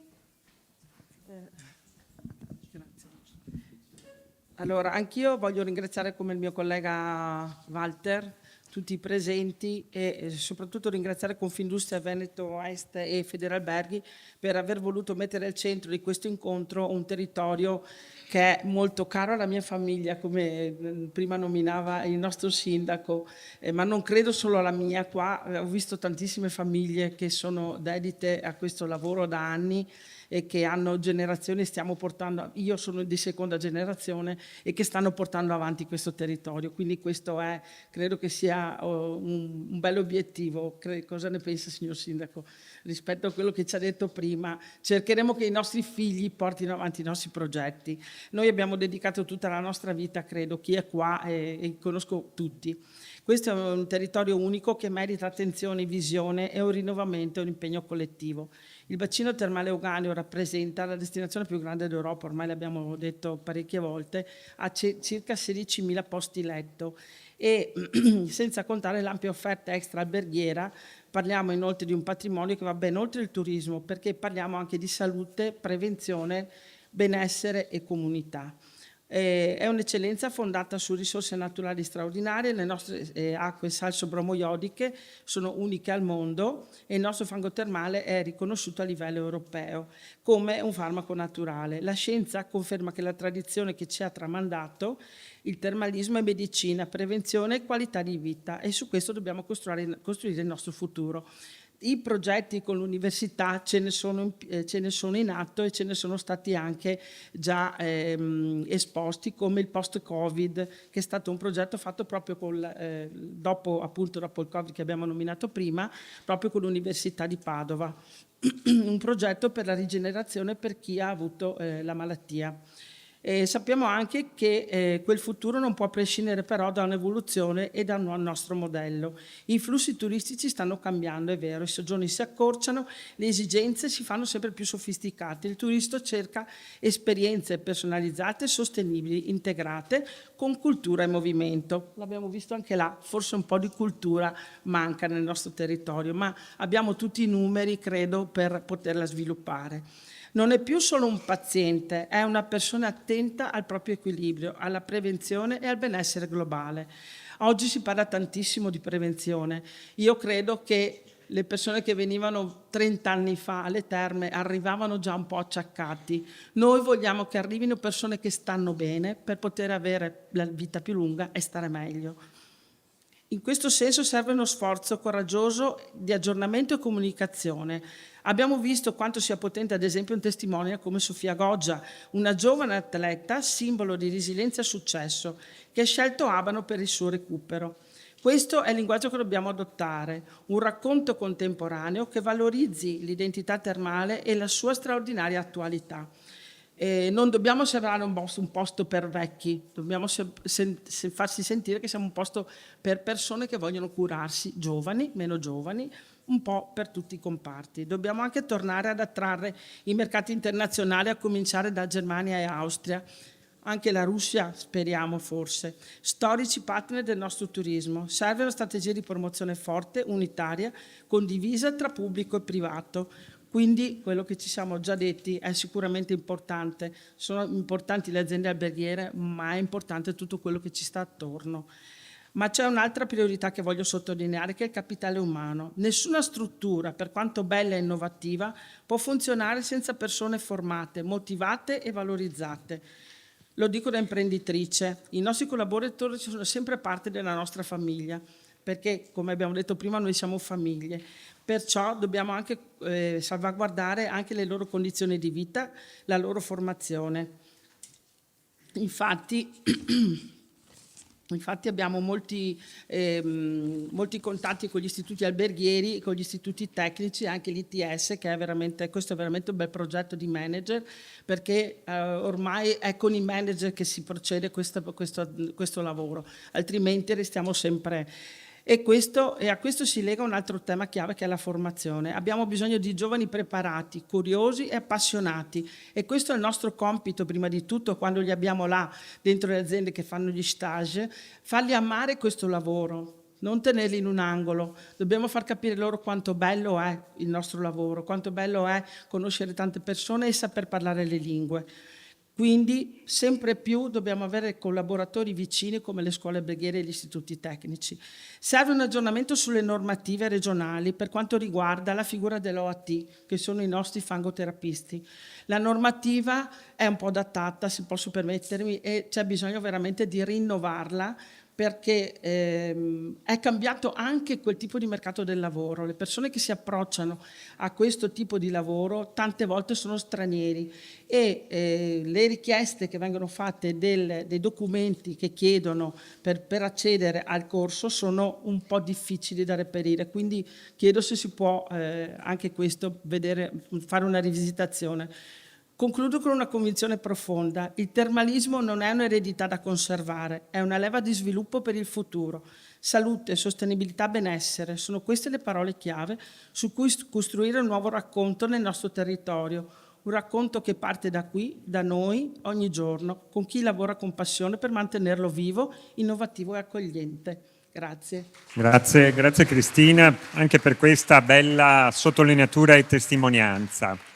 Abbiamo deciso di anticipare l'intervento dell'assessore Federico Caner, perché poi ha ulteriori impegni istituzionali, ma vorrei dire a lui, vorrei dire ad esempio ai consiglieri regionali in sala, ho visto prima Elisa Venturini, che l'obiettivo di oggi era ed è quello di accendere un faro sul bacino termale Euganeo, perché troppo spesso c'è una visione stereotipata delle nostre aziende, che forse a volte anche noi contribuiamo a non valorizzare abbastanza. Invece nel nostro territorio ci sono aziende di eccellenza che hanno saputo fare grandissima innovazione, anche a volte sostenuta assessore con i fondi del FES, e ne sentiremo poi delle testimonianze.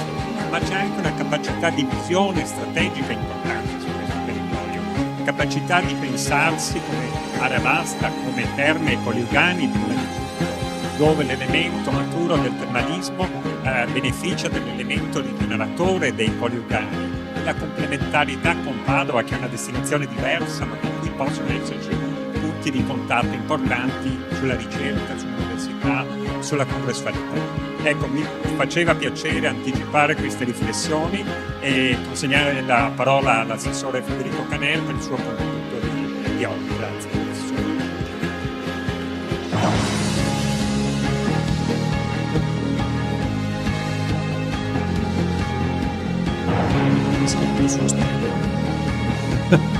Grazie e buonasera a tutti. Grazie dell'invito. Molto interessante. Innanzitutto saluto ovviamente Federalberghi nella sua figura del presidente Schiavon, ma anche Confindustria per aver dato vita a questo momento importante. Io raccolgo un po' anche l'assist di Stefan Marchioro, e lo ringrazio anche per tutto quello che ha fatto in questi anni per quanto riguarda il settore turistico veneto, ma in particolare un occhio di riguardo per questo territorio ce l'ha.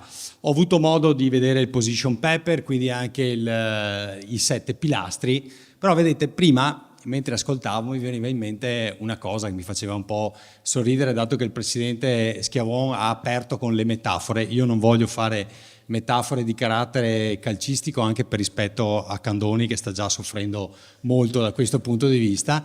Allora mi è venuta in mente un'altra metafora. Mentre ascoltavo dicevo e pensavo a questi 7 pilastri e pensavo a come tradurli, a come renderli magari più semplici nell'intuizione di ciò che dovremmo fare, mi è venuta in mente mia figlia di 5 anni e mezzo, che quando vede un qualcosa che la attrae, che proprio la colpisce, che la tocca nell'anima, che la fa rimanere ad occhi aperti, mi dice: che figo papà. vede un gioco bello, che figo papà. Bene, il bacino termale Euganeo deve diventare figo nelle strutture. Su questo penso che in questi anni abbiamo fatto molto per gli investimenti utilizzando anche i fondi europei, ma forse dobbiamo fare ancora di più. Ci sono tante strutture bellissime qui, ma ci sono altre strutture che da questo punto di vista devono rigenerarsi. Deve diventare figo nelle infrastrutture, perché le infrastrutture oggi nel turismo sono fondamentali. Penso che nel piano strategico regionale che abbiamo messo in campo nel turismo abbiamo parlato anche di questo. Penso che debba diventare figo mangiare qui, perché la cultura enogastronomica che c'è su questo territorio è importante. E un turista in particolare che viene magari dalla Germania o dall'Austria, tanto per collegarmi all'ultimo intervento, e che magari in questi anni è andato un po' in sofferenza, deve capire che qui trova un territorio dove può fare un'esperienza culinaria importante. Deve diventare figo fare sport qua. Abbiamo gli esempi, non solo il cicloturismo nelle colline, nei colli euganei, ma tanti altri sport. Vedo anche l'amico Emanuele Boaretto qua davanti con l'Y40 e con tante altre iniziative legate al tema dello sport, che oggi è un'attrattiva fondamentale per la Regione Veneto. Tra l'altro nel 2024 siamo stati regione dello sport europeo. Deve diventare figo fare shopping qua. Integrare i vari aspetti diventa fondamentale. Oggi abbiamo qua Confindustria insieme al logo di Federalberghi, ma perché no Confcommercio o Confartigianato, perché anche questa è tipicità del territorio. E deve diventare figo curarsi qui, perché vedete, ragioniamo molto sui tanti prodotti turistici che questo territorio deve dare, ma forse tornare un po' anche all'aspetto legato al fatto che l'acqua termale ci aiuta a stare meglio e quindi a curarsi meglio, va veicolato meglio secondo me, va proposto al turista nazionale, veneto e internazionale, perché è vero che il wellness a 360 gradi oggi attrae, però è anche vero che se dobbiamo dare qualcosa in più rispetto a altre località che ci sono in giro per il Veneto, o in giro per l'Italia o addirittura all'estero, queste località dove ti offrono alcuni prodotti turistici o ti offrono del wellness, magari non hanno l'acqua termale, non hanno l'acqua termale che è curativa. E questo dobbiamo tornare a dirlo, ragazzi. Questo negli ultimi anni si è perso, forse nella logica del fatto che appunto il territorio stava un po', tra virgolette, come dire, invecchiando con quell'aspetto curativo. Bene, comunichiamolo in maniera diversa, facciamo gli investimenti che dobbiamo fare in maniera diversa, ma torniamo a quella cosa che è un plus di questo territorio. Non abbandoniamola per inseguire altri che da questo punto di vista non hanno ciò che abbiamo noi. Forse è anche vero che dobbiamo far riflettere qualcuno a livello internazionale, che magari i tetti di spesa vanno sicuramente alzati, no? Sull'aspetto sanitario, questo sicuramente sì, ma se magari facciamo capire non solo al Ministro del Turismo ma anche al Ministro della Salute che investire nella prevenzione significa poi avere meno gente in ospedale, forse diventa un investimento, non diventa un costo. E questo credo sia importante. Ma deve diventare figo lavorare qui, perché questo è un altro tema importante. Con Schiavon quante volte l'abbiamo detto? C'è il problema di trovare cuochi, c'è il problema di trovare camerieri, c'è il problema di trovare personale. Allora uno che viene a lavorare qua deve trovare figo venire a lavorare nel bacino termale euganeo, perché magari trova delle cose che da altre parti non trova. Trova un sistema che gli dà la possibilità di lavorare e vivere meglio. Magari, che ne so, facciamo anche un reality in questa località, visto che oggi vediamo quanto funziona nobilitare un lavoro dal punto di vista cinematografico. Penso che sia importante anche la gestione, la governance unica di questo territorio, quindi deve diventare figo anche lavorare qui da questo punto di vista, a gestire i flussi turistici, a creare prodotti nuovi, a comunicare in maniera diversa. In sostanza, quello che voglio dirvi è che deve diventare figo investire qua. Perché anche da questo punto di vista, e lo dico perché a volte mi capita di andare in altri territori, penso in quel di Cortina, visto che ci sono le Olimpiadi tra poco, E qualcuno, magari qua non è la stessa cosa, qualcuno lì è preoccupato quando vede qualche straniero venire nel nostro territorio a investire. Che problema c'è? Se uno straniero viene qui e ha i soldi e può investire e può nobilitare una struttura o anche una infrastruttura, che lo faccia, perché aiuta ad alzare l'asticella di tutto il settore. Posso capire che in un primo momento possa anche dare fastidio, ma vi garantisco che questo aiuta ad essere competitivi nel sistema. Raccolgo comunque anche quelle che sono esigenze pratiche che mi sono state dette e penso che quello che noi possiamo fare, e qui vengo al tema diciamo più prettamente mio regionale, quello che possiamo fare cerchiamo di farlo, quindi se c'è una richiesta specifica, prima mi veniva detto di modificare la normativa sulla fangoterapia, bene, noi da questo punto di vista siamo assolutamente disponibili a intervenire. Oggi stiamo discutendo, grazie anche alle sollecitazioni del sistema, sul tema del condotel, è in commissione in questi giorni, spero che i consiglieri da questo punto di vista, saluto la consigliera Venturini anche, mi pare che tu sia l'unica presente qui oggi, non vorrei fare gaff, magari se riusciamo a sollecitare in chiusura e chiudere questi 5 anni di legislatura dando anche un segnale importante al di là a volte delle scaramucce politiche che possono esserci per altre questioni, credo sia importante. Quindi su questo sarà mia cura anche sollecitare e fare quegli interventi lì dove possiamo farli, se dipendono da qualche DGR regionale lo facciamo noi come giunta, se dipende da qualche normativa di carattere di consiglio regionale magari vediamo di farlo prima dell'estate, ma chiudo dicendo che io credo che il piano strategico del turismo che abbiamo messo in campo sia un piano turistico importante che mette al centro la persona. Oggi se vogliamo fare turismo e se vogliamo far ripartire alcune località turistiche del nostro territorio e ovviamente in questo caso parlo di Abano e Montagrotto, penso che dobbiamo tornare a mettere la persona al centro. Questo diventa diverso, fondativo, diventa stimolante, educativo per chi fa turismo sul territorio. Credo che la via l'abbiamo tracciata, sappiamo quello che dobbiamo fare. E per fare un'altra metafora e chiudere, visto che mi ha stimolato Schiavon su questo, non vi parlo di calcio ma vi parlo di rugby. Il rugby per andare in meta, visto che qua abbiamo Padova, vicino io sono trevigiano, quindi qualcosa che ci lega c'è, per andare avanti bisogna passare la palla indietro o passarla a fianco e tutta la squadra deve salire assieme, altrimenti retrocede tutta assieme e si perde. O questo concetto viene inculcato nel territorio, e guardo operatori privati, guardo anche le istituzioni, perché qualche problemino l'abbiamo avuto, stiamoci a nascondere dietro un dritto che funziona tutto, perché sennò diciamo anche stiamo qua a dire tutto quello che funziona e non quello che non funziona, invece è lì che ci dobbiamo concentrare. Diciamo sempre di fare squadra, ma poi non la facciamo perché i personalismi escono. Allora bisogna mettere da parte i personalismi, fare come una squadra di rugby, avanzare tutti assieme. Grazie e buona giornata. Grazie Federico. So che l'hai letto, ci viene consegnato ufficialmente, eccolo, e lo consegneremo poi a tutti. Faccio una foto con Stefan. Eccola qua. Così finalmente abbiamo una foto assieme. Che mi stalkerizza sempre sul termale. Grazie all'assessore Caner.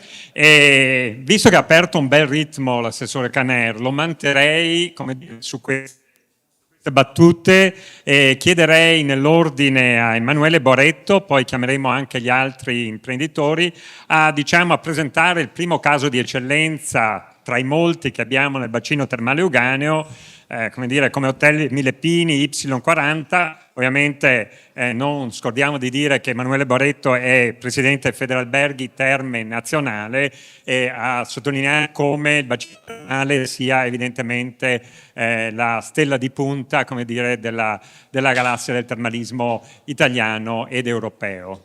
Ti chiedo solo, Emanuele, i tempi e ritmo per catturare l'attenzione dei nostri ospiti.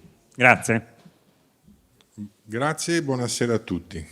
Io ho anche preparato delle slide che adesso scorreranno mentre parlo per capire il fenomeno Y-40, ma permettetemi una suggestione adesso che vi metto lì. 80, ho fatto i primi corsi da sub.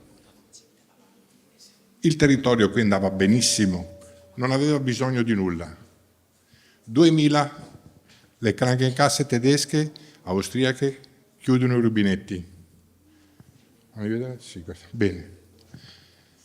2002 abbiamo perso la nostra competitività, non potendo più utilizzare l'inflazione con l'avvento dell'euro. 2008 Lehman Brothers, crisi. 2012 catastrofe dell'immobiliare. Ebbene, questi sono punti che hanno portato alla realizzazione di Y-40. Diversificare, incontrare un nuovo e una nuova nicchia di lavoro.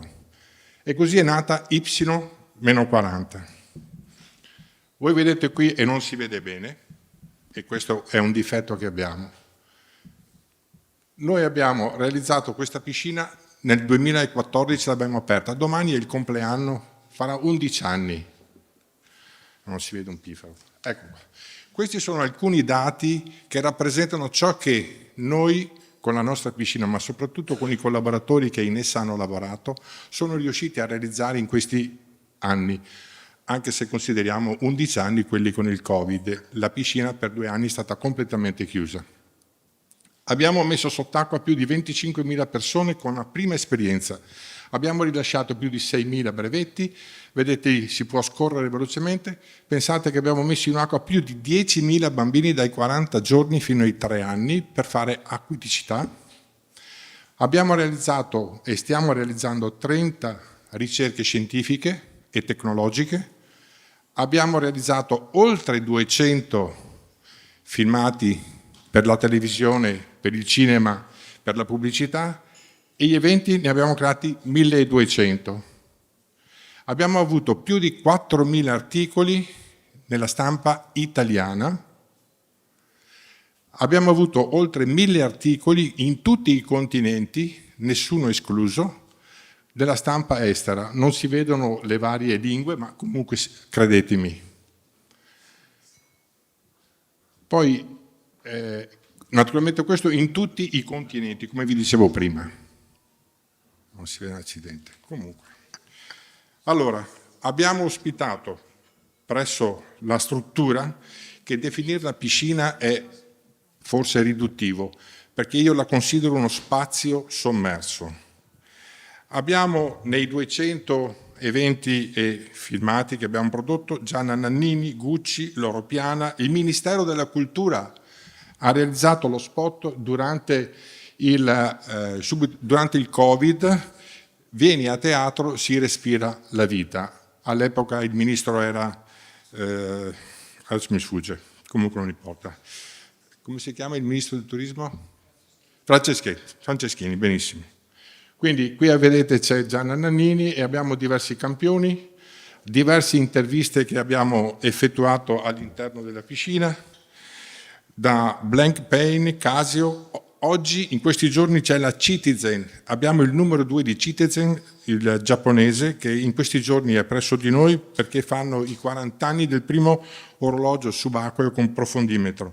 Dyson, la GoPro, Heineken, Desperados, la Honda, Intimissimi, la Porsche, Sector e molti altri. Abbiamo 30 ricerche scientifiche e tecnologiche. L'Università di Padova, il Politecnico di Milano, la Sapienza di Roma, il CNR, Pisa, Ospedale Niguarda, Bambin Gesù di Roma, London University, Vienna, Berkeley University of California, San Diego, Sant'Andrew e altre. E abbiamo tutti i gruppi di soccorso nella nostra struttura e sono la Marina Militare, l'Esercito, l'Aeronautica, i Vigili del Fuoco, i Carabinieri, la Polizia, la Protezione Civile, la Croce Rossa Internazionale. Abbiamo ospitato un congresso della NATO, le marine che appartengono alla NATO dei paesi europei, l'abbiamo ospitata presso di noi. Qui abbiamo ripetuto l'elenco, vedete lì a fianco a sinistra, ma non si vedono bene le ditte che noi abbiamo accolto nella nostra struttura. Queste sono tutte i dati che abbiamo, cioè i numeri che abbiamo realizzato. Questi sono le varie interviste, le ricerche scientifiche, perché la piscina è diventata un open lab. Abbiamo realizzato il primo encefalogramma subacqueo, il primo elettrocardiogramma a 40 metri, abbiamo realizzato i primi prelievi di sangue a diverse profondità. Stanno studiando le apnee, quelle che a volte interessano i bambini nella culla, come gli anziani durante la notte, per produrre uno strumento che sappia leggere la quantità, la percentuale di ossigeno nel sangue, in modo da lanciare un allarme e poter mettere, diciamo, nelle condizioni qualcuno di poter aiutare la persona che va in difficoltà con le apnee. Queste sono le immagini delle nostre forze armate. Noi siamo praticamente citati addirittura nei sussidiari delle scuole elementari, non solo quelli pubblici ma anche quelle private paritarie. La piscina è presa ad esempio. Abbiamo anche una collaborazione con le Onlus, che presso di noi, ad esempio, i bambini malati di SMA riescono a frequentare la nostra piscina assieme al campione Umberto Pellizzari, e in questa piscina riescono a sentirsi come dei bambini normali. Quando sono all'asciutto non riescono a sollevare anche le braccia a volte, quando sono in piscina sono dei bambini come gli altri, perché l'acqua toglie la gravità e quindi fa sentire questi bambini sfortunati come gli altri e si divertono. Abbiamo ricevuto parecchi riconoscimenti e premi internazionali, ma che cosa abbiamo fatto anche noi qui? Noi abbiamo intercettato nuovi segmenti di mercato, come i giovani e gli sportivi, che poco frequentavano il nostro territorio, attirando oltre 100.000 tra persone che si immergono e gli accompagnatori, 100.000 visitatori l'anno, di cui il 30% dei ragazzi che si immergono sono stranieri e provengono, e questo è un dato che ci dà molta soddisfazione, da 104 paesi del mondo. Un ragazzo prima di immergersi deve lasciare i suoi dati, la sua provenienza, è una questione di assicurazione e di sicurezza.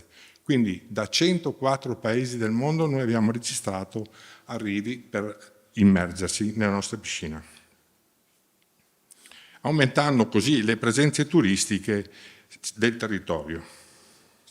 Y-40, oltre che attrazione turistica, è diventata anche punto di riferimento per l'architettura subacquea mondiale. Abbiamo realizzato una piscina a Taiwan, a Taichung, una la stiamo realizzando a Chongqing in Cina, una a Shanghai e una a Kuala Lumpur.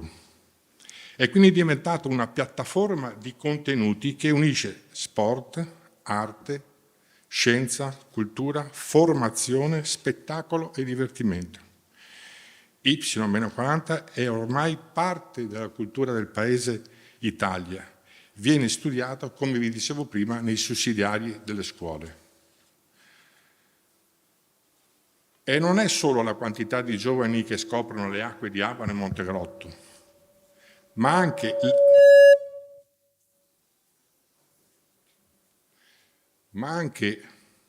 l'ampliamento di questa nostra identità distintiva con una nuova proposta, mantenendo il focus sull'acqua termale resa più attraente e moderna, che consente anche la valorizzazione energetica con la geotermia.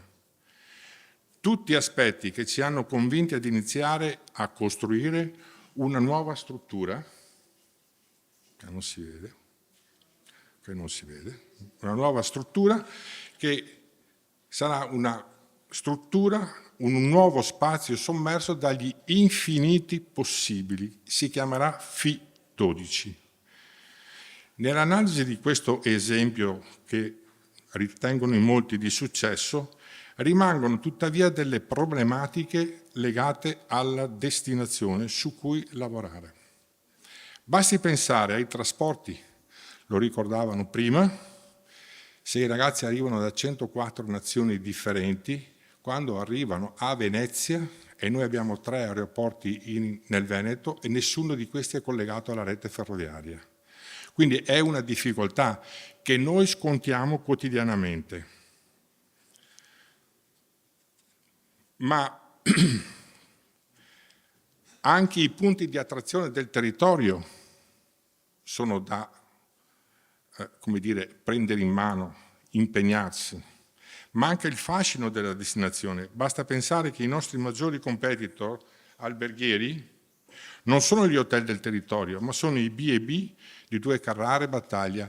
Un sondaggio che noi facciamo quasi regolarmente: quando un ragazzo si presenta in piscina, non è nella nostra azienda per più giorni, no? Fa immersioni per più giorni e non è nella nostra azienda, noi abbiamo cominciato a fare tutto un report.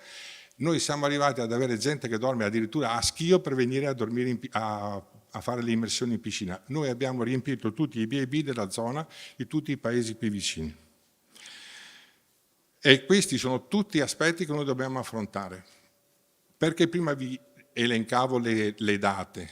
Perché dalle difficoltà gli imprenditori cercano delle soluzioni. Quindi ci vuole un'idea, ci vuole una visione. E tutto questo è stato possibile anche se non tutti noi imprenditori siamo nella stessa famiglia per la promozione. Anche se i nostri 2 territori principali, Abano e Montegrotto, sono feriti nel cuore con delle strutture amministrate dal pubblico che da decenni fanno pessima immagine del nostro paese. E tutto questo è stato fatto senza fondi pubblici e soprattutto, lo ricordava prima anche l'assessore, e non solo, con la tassa di soggiorno che non è spesso o quasi mai utilizzata per i fini per la quale è stata creata, è stata imposta. Quindi, se questo deve essere un invito, un appello per coloro che andranno ad amministrare il nostro territorio ai vari livelli, ebbene, questo è un punto fondamentale. La tassa di soggiorno deve essere investita per promozionare il territorio, perché non solo le aziende, non solo i lavoratori nelle aziende, ma ci sono un'infinità di persone e di famiglie che vivono con il lavoro del turismo termale di Abano e Montegrotto. Non dovevo dirlo perché mi avevano chiesto di non dirlo, però io questo personalmente ci tengo.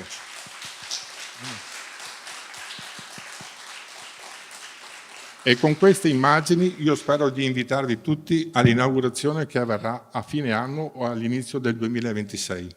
Grazie Emanuele. Sicuramente verremo a vedere il nuovo contributo di questa importante azienda e adesso abbiamo anche altri 2 contributi, quello di Francesco Renga, titolare dell'Hotel Leonardo da Vinci, che prego di accomodarsi al podio, che ci parlerà insomma di una intrapresa importante come quella della certificazione GSTC per la sua struttura ricettiva. Ricordo che GSTC, Global Sustainable Tourist Council, è forse la certificazione più avanzata che abbiamo a livello internazionale in ambito turistico per imprese e per destinazioni.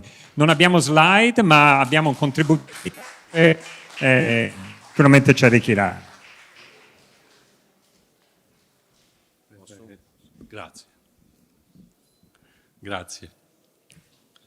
Grazie per l'invito e grazie a tutti voi. So che i tempi sono stretti, vorrei raccontarvi un attimo semplicemente la nostra esperienza nel percorso GSTC. GSTC, turismo sostenibile. Un cammino che stiamo facendo con convinzione e anche con realismo. Il nostro percorso, per dire il vero, ha iniziato già 15 anni fa. Già 15 anni fa abbiamo installato un impianto di osmosi inversa per il riutilizzo delle acque termali. Questo serve o ci ha consentito di irrigare ogni giorno il parco di circa 38.000 metri e là risparmiamo fino a 120 metri cubi al giorno di acqua potabile. Dopo 12 anni fa il primo impianto fotovoltaico di 82 kW, oggi siamo a circa 300 kW peak e abbiamo anche un sistema di accumulo di circa 150 kWh. Questo ci permette di, diciamo se c'è il sole, fino alle 8:30 di sera di non acquistare energia. Ecco, dopo sono anche tante piccole cose, lampadine a LED, il 100% in albergo, i robot tagliaerba per ridurre il rumore e il consumo, perché tutti vogliono il verde, ma nessuno vuole che tagliano l'erba con i trattori, no alle 10 e no al pomeriggio. Ecco, per quello.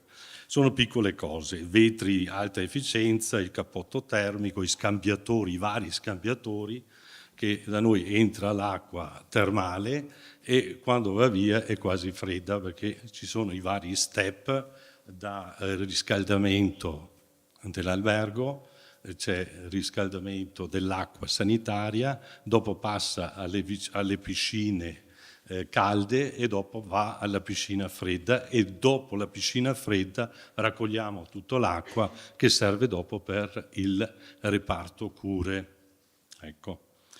Ecco, in ogni lavoro che negli ultimi 30 anni abbiamo fatto, la sostenibilità era uno dei criteri principali, nei materiali ma anche nei consumi.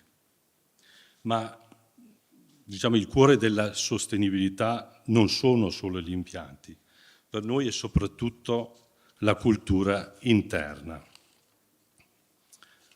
Ogni anno, all'inizio stagione e dopo a metà anno, cosa facciamo? Parliamo con tutti i reparti, singolarmente, con tutto il personale, e in questa occasione analizziamo insieme dove si possono risparmiare delle risorse e chiediamo attivamente idee e suggerimenti. Questo approccio motiva il personale, quello che si parlava prima, e fa emergere soluzioni pratiche per ogni reparto, perché loro lavorano in quel reparto e loro sanno cosa è che possiamo fare. Soluzioni pratiche, specifiche per ogni funzione aziendale. Ecco, abbiamo scelto questa certificazione dopo degli ultimi anni perché sì, è facile di autocertificarsi e dire vabbè adesso siamo un albergo green, mettiamo il timbretto green, facciamo qualcosa di bello. Ecco, abbiamo detto no, vogliamo anche capire se è veramente così e la GSTC ci ha dato questa possibilità. Ecco, la GSTC sono 4 pilastri fondamentali che non si parla solo della tutela ambientale, diciamo delle risorse, di risparmiare l'acqua, risparmiare anche l'energia, ma si parla anche del nostro valore per la comunità. Cerchiamo di lavorare con fornitori locali e aziende della filiera corta per generare benefici economici sul territorio. Favoriamo anche attività culturali locali e supportiamo iniziative solidali. Ecco, anche la tutela del patrimonio culturale è uno dei pilastri del GSTC, che noi proponiamo ai nostri clienti le esperienze autentiche legate alla storia, alle terme, alla cucina, alla tradizione del territorio, aiutando anche a mantenerla viva. Ecco, ci siamo quasi. Grazie. Ecco, abbiamo cominciato a raccogliere cos'è questo GSTC, niente di particolare. Abbiamo incominciato a raccogliere tutti questi dati, misurare l'efficienza delle nostre azioni. Ad esempio, ma quanta acqua è che energia risparmiamo? Quanta plastica evitiamo?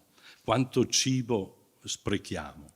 Questi indicatori ci aiutano anche a capire dove possiamo migliorare concretamente e impostare azioni di miglioramento misurabile nel tempo. Anche il cliente lo dobbiamo coinvolgere in tutto questo. Piccoli messaggi vicino alle piscine, alle docce delle piscine, di usare l'acqua mezz'ora, da farsi una doccia di mezz'ora o lasciare proprio la doccia aperta. Cartelli al buffet per evitare lo spreco alimentare. Ricordare al cliente che può fare anche un secondo, un terzo giro, ma è meglio non lasciare il cibo sul piatto. Parlando anche con il personale, è importantissimo. Ecco, vi racconto solo un piccolo... Cosa succede la mattina alle 7 quando arrivano i cuochi in cucina? Accendono le luci dappertutto, accendono tutti i forni e tutto quello che non serve alle 7. Abbiamo visto, perché abbiamo un monitoraggio per ogni reparto, e proprio alle 7 sghizza e va su a 75-80 kW. Ecco, sono piccole cose e dire accendi quanto le serve alle 7, alle 7:10, 7:20, 7:30. E abbiamo risolto anche questo problema. Guardando avanti, credo che serve un progetto di sistema che coinvolge tutta la destinazione. Sviluppare un marchio di destinazione sostenibile Abano Montegrotto Teolo, riconosciuto anche a livello GSTC. Concludo? No, non proprio. Creare anche una rete tra operatori certificati. Adesso noi siamo il primo albergo termale certificato in Europa, GSTC. Però da solo non facciamo niente. Serve sì una rete di operatori certificati per realizzare insieme progetti comuni, mobilità sostenibile, acquisti verdi e anche formazione. Integrare sostenibilità e benessere per costruire un'offerta turistica innovativa, coerente e anche attrattiva. E adesso concludo. Il nostro settore nasce da un equilibrio naturale, acqua, fanghi, ambiente. Per questo la sostenibilità non è un'opzione, ma è una responsabilità, è un must. Offrire benessere non solo al corpo, ma anche all'ambiente e alla comunità. Il percorso GSTC ci ha aiutato tanto a capire come fare e a cosa è importante. Ecco, grazie.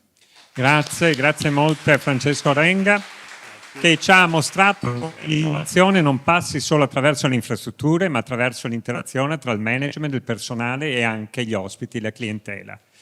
E se ci fosse un Oscar per chi a livello imprenditoriale sta utilizzando al meglio i fondi, come dire, dell'impresa in combinato con quelli, come dire, pubblici, i fondi FESR, i fondi regionali, eccetera, questo Oscar probabilmente andrebbe ad Angela Stoppato, che chiamo quindi a raccontarci l'esperienza, come dire, dell'hotel preistoriche. Commentavamo prima che siamo, non so, la quarta, come dire, edizione di evoluzione della sua struttura, veramente un esempio virtuoso di coraggio imprenditoriale. Buongiorno a tutti, grazie per questa presentazione Stefan, però d'altra parte è da tanti anni che lavoriamo anche insieme, distanti ma in qualche modo vicini. Allora io vorrei partire proprio da in realtà una visione, si è parlato moltissimo di visione e io a un certo punto, imprenditrice ereditaria un po' come tanti di noi, come tutte le nostre famiglie, ho pensato cosa voglio per la mia azienda, per la nostra azienda. Vorrei che fosse un resort termale all'avanguardia, nei servizi e nelle infrastrutture, ma che preservasse anche quel calore dell'azienda di famiglia. Quindi mettendo al centro un benessere, però un benessere un po' visto anche letto in maniera diversa, non solo cura, ma anche leisure, recupero, sport, perché Siamo tutti diversi e anche per ognuno di noi il benessere può essere interpretato in maniera diversa. Quindi abbiamo deciso poi di svilupparlo e declinarlo, come vi spiegherò a breve, in questi diversi modi. Scusate, sono un attimo emozionata, era da un po' che non salivo su un palco. Allora, vi stavo dicendo, una visione, due grandi asset, l'innovazione strutturale e le persone. L'innovazione strutturale, qua vi ha già anticipato Stefan, è stata supportata e sostenuta anche da degli importanti finanziamenti a fondo perduto da parte della Regione e con i piani del POR, del FESR e del POR FESR e PR FESR. Il primo è NeuroSpa, apre nel 2019, è una spa innovativa, olistica, panoramica, costruita grazie anche al contributo dell'architetto Apostoli, che per noi rappresenta un po' una pietra miliare nello sviluppo dell'azienda. Arriva il Covid, chiudiamo, zoppichiamo per qualche anno e nel 2023, sempre un po' spinti e spronati da un altro bando della regione, apriamo i preistoriche Green Lodge. Degli chalet, 8 suite sono nel parco del nostro hotel, che ci posizionano in maniera un po' diversa, offrono un nuovo modo di vivere le terme, questa volta all'aperto, a contatto con la natura, tanto che alcuni di questi Green Lodge hanno gli alberi all'interno, quindi sono queste strutture di design costruite in legno che si snodano tra gli alberi del parco e li inglobano, no? Per un concetto sempre più green e di vivere a contatto con la natura. Attualmente siamo impegnati con il terzo progetto, aveva detto bene, siamo alla quarta edizione dei bandi. Il terzo progetto invece è il reparto termale. Stiamo costruendo un nuovo reparto termale perché crediamo tantissimo nelle terme tradizionali, nel loro potere curativo. La nostra struttura, non so se voi la conoscete, l'hotel è degli inizi del Novecento e chiaramente ha sofferto negli anni degli ampliamenti, insomma è una struttura un po' vintage. Quindi abbiamo fatto questa scelta importante di investire di nuovo, pesantemente anche, sul reparto termale e di fisioterapia. In questi ultimi 5 anni Terme Preistoriche è letteralmente esploso, sia dal punto di vista del fatturato, che rispetto al 2019 è cresciuto del 65%, sia dal punto di vista delle persone. Siamo passati da 50 persone a 100 persone, 50 persone prima del Covid a 100 persone oggi. Ci siamo dovuti strutturare, siamo passati da piccola a media azienda e le criticità sono state tantissime, dal passaggio di consegne a capire come dovevano essere fatte le cose, all'inserimento di nuove persone.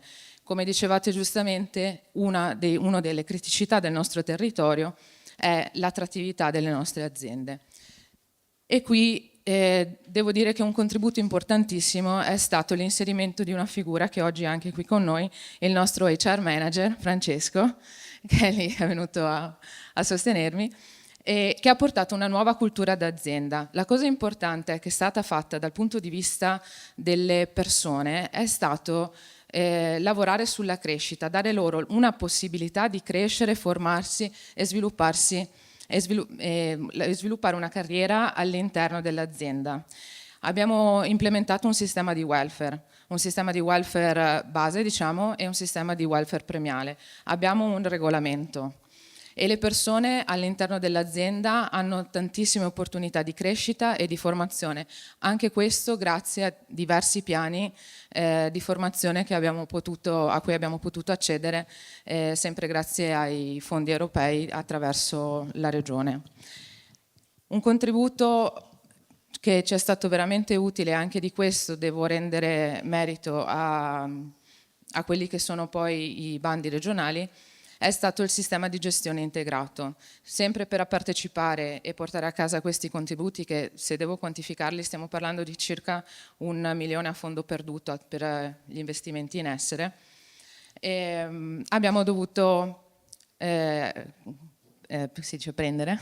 abbiamo dovuto strutturare il sistema integrato di gestione, quindi 9.001, 14.001 e 45.001. Un sistema che inizialmente sembrava appesantire la gestione delle cose, però è stata la struttura portante dell'innovazione che siamo riusciti a portare in azienda. Sicuramente i progetti non si fermano qua, abbiamo un master plan, mi dispiace non aver portato slide, ma ve l'avrei fatto vedere volentieri, che potremmo intitolare Terme Preistoriche 2050. E continueremo a lavorare su questi sicuramente su questi due asset dal punto di vista dell'innovazione strutturale, e soprattutto continueremo a lavorare tantissimo con le persone. Soprattutto loro sono riuscite a trasmettere quel senso di familiarità, calore, accoglienza, ma anche professionalità che avevo in mente 5-6 anni fa, quando ho iniziato questo percorso. Ho visto persone che erano da noi, lo conoscete, una delle criticità, così da imprenditore a imprenditore, no? Una delle criticità sono le persone che lavorano con noi, ad esempio da 30 anni. È fantastico avere persone che lavorano con noi da 30 anni perché sono solidi collaboratori, li conosciamo, no? Dall'altra la difficoltà è che non sono in grado di innovare, di portare nuova vita, nuova linfa alle nostre aziende. Però è nell'equilibrio dei due elementi che l'azienda riesce veramente a innovare. E io ho visto persone che lavorano con noi, con la mia famiglia, da 30 anni, ritrovare passione, ritrovare motivazione nel loro lavoro, grazie anche proprio a questi nuovi inserimenti che sono entrati con forza, passione, e sono riusciti a crescere, a trasformare, a portare una nuova cultura aziendale dentro a Terme Preistoriche. Ecco, noi continueremo a innovare anche grazie al supporto della Regione, continueremo a lavorare su questi due asset strategici, e vi ringrazio per avermi invitata. Grazie molte Angela per questa testimonianza. E grazie a tutte le imprese, come dire, che hanno testimoniato oggi, ma che sono qui oggi. Dobbiamo essere orgogliosi di questo modo di fare impresa che ribalta ogni stereotipo che a volte si sente raccontare rispetto al termalismo euganeo o al bacino termale euganeo. C'è veramente grande capacità innovativa. Però lo diceva tra le righe anche Lele Boaretto: nessuno si salva da solo, per citare Margherita Mazzantini. Non bastano imprese, non c'è turismo senza imprese, ma non c'è turismo senza visione strategica di territorio e senza governo del territorio. Quindi vi prego di rimanere a quest'ultima tavola rotonda finale. Vi prometto che i nostri relatori saranno, come dire, ritmati e all'altezza, come dire, di questa sessione conclusiva, e quindi chiamo Marco Maggia, vicepresidente Federterme, Umberto Carraro, presidente Terme Colli Marketing, Aldo Buia, presidente Gestione Unica Bioce, Davide Moro, presidente dell'organizzazione di gestione della destinazione Terme Colli Euganei, e Alessandro Frizzarin, presidente del Parco Regionale dei Colli Euganei. È una sessione importante perché ci dà una dimensione ulteriore di come si può fare destinazione, di come si può fare termalismo, turismo sul territorio, e parto, come dire, proprio da Marco Maggia perché sono stato molto colpito durante un precedente incontro, un precedente convegno sul tema dell'acqua, per come ha saputo raccontare e prospettare come i cambiamenti sociodemografici che stiamo affrontando in realtà possono rappresentare per i nostri territori un'importante opportunità da cogliere per aggiornare e rivedere la vision sia dell'impresa che della destinazione. Prego Marco. Sì, ringrazio Stefano e tutti i presenti. Parlare adesso potrebbe essere uno svantaggio perché magari la platea è stanca dopo molte presentazioni. È però un vantaggio perché possiamo intervenire noi tutti anche alla luce di quello che è stato detto da chi ci ha preceduto, che probabilmente modifica. Ognuno di noi è arrivato qui magari con un'idea, un filo conduttore, però non si può ignorare quello che abbiamo ascoltato. E sono felice di questo evento perché ci dà l'opportunità innanzitutto di mostrare come il territorio sia vitale.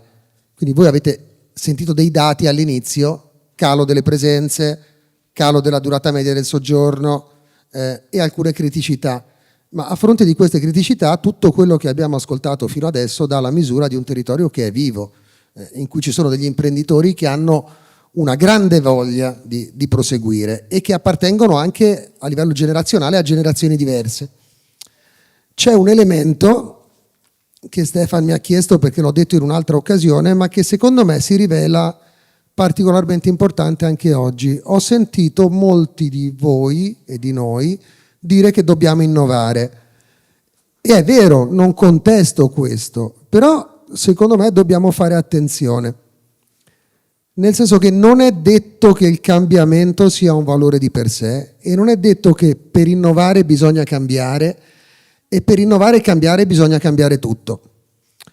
Il mondo turistico, la società, l'economia, tutto quello che ci circonda è una realtà dinamica che è in continuo cambiamento. A volte può succedere che il cambiamento che pensavi di dover fare tu stia avvenendo al di fuori di te.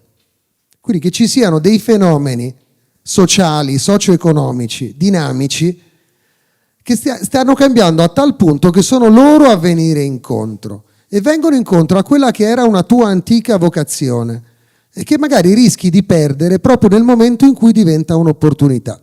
Cerco di essere molto pratico. Alcuni di quelli che mi hanno preceduto hanno detto sì, attenzione però, c'è un valore curativo. Lo ha detto anche l'assessore Caner, che non è assessore alla salute, è assessore al turismo, però non a caso ha menzionato il tema della cura. E ha detto probabilmente la cura fa sì che la durata del soggiorno sia più lunga e che si possano intercettare alcuni mercati che oggi non intercettiamo. Bene, cerco di essere più breve, ma i concetti sono tre. Prima di tutto, spesso noi rischiamo di vergognarci di essere quello che siamo e pensiamo di dover cambiare per essere più moderni. Certo, dobbiamo riqualificare, dobbiamo innovare, dobbiamo aggiungere ciò che manca, sai, sta la mobilità, la sostenibilità, abbiamo fatto un lungo elenco di cose.